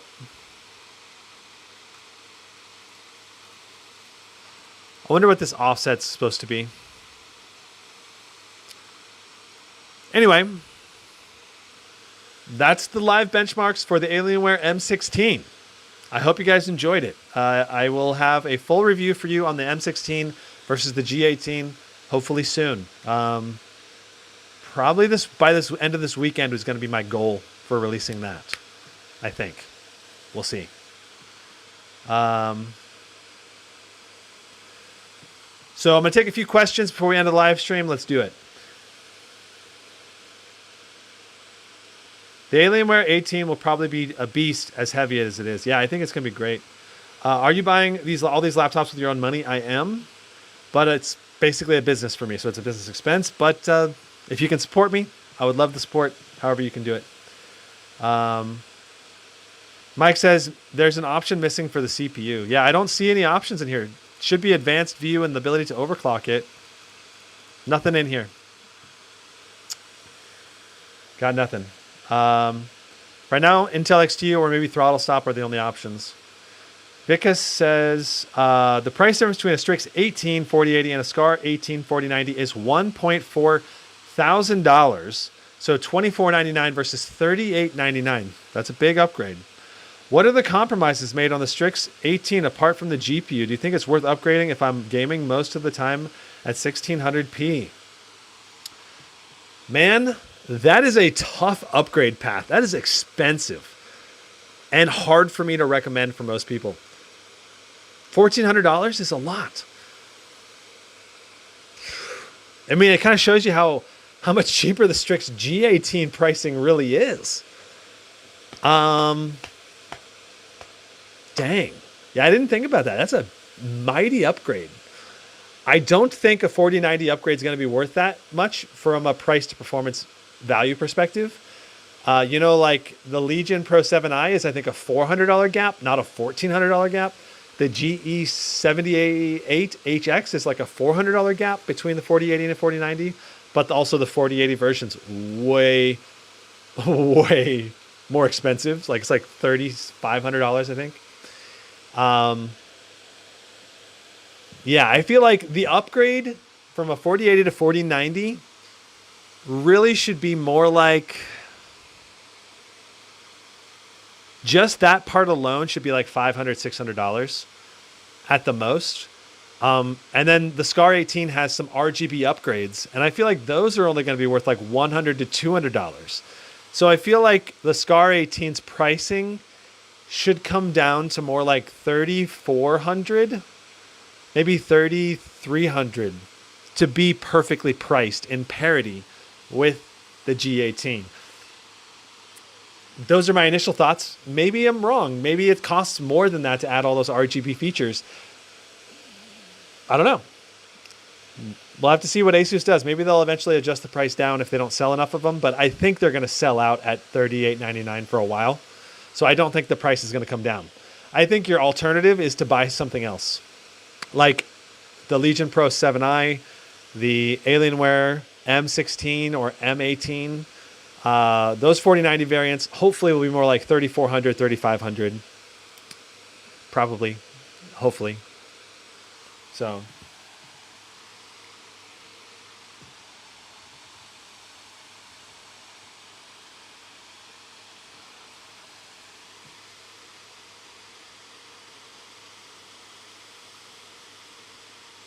Almost all the good RTX 4090 laptops are close to 4K. Yeah, that's the trick. You can get a Strix G18, a fantastic 4080 laptop for $24.99, or you have to jump up to $3,500 or plus. It's like $1,000 gap to get to where 4090 laptops start out at being really good, and competitive. So, like the Pro 7i, it's got some major drawbacks this year. Plastic touchpad. It's cheap. It's one of the cheapest 4090 laptops you can buy, but dang, it's rough.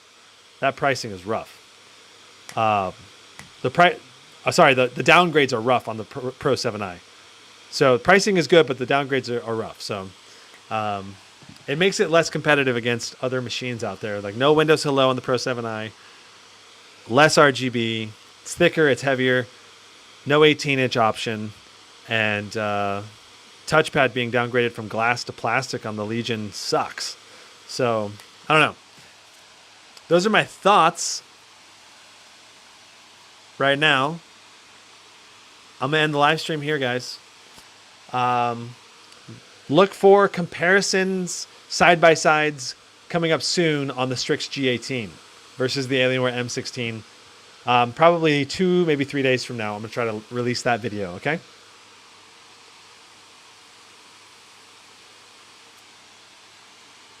Whew.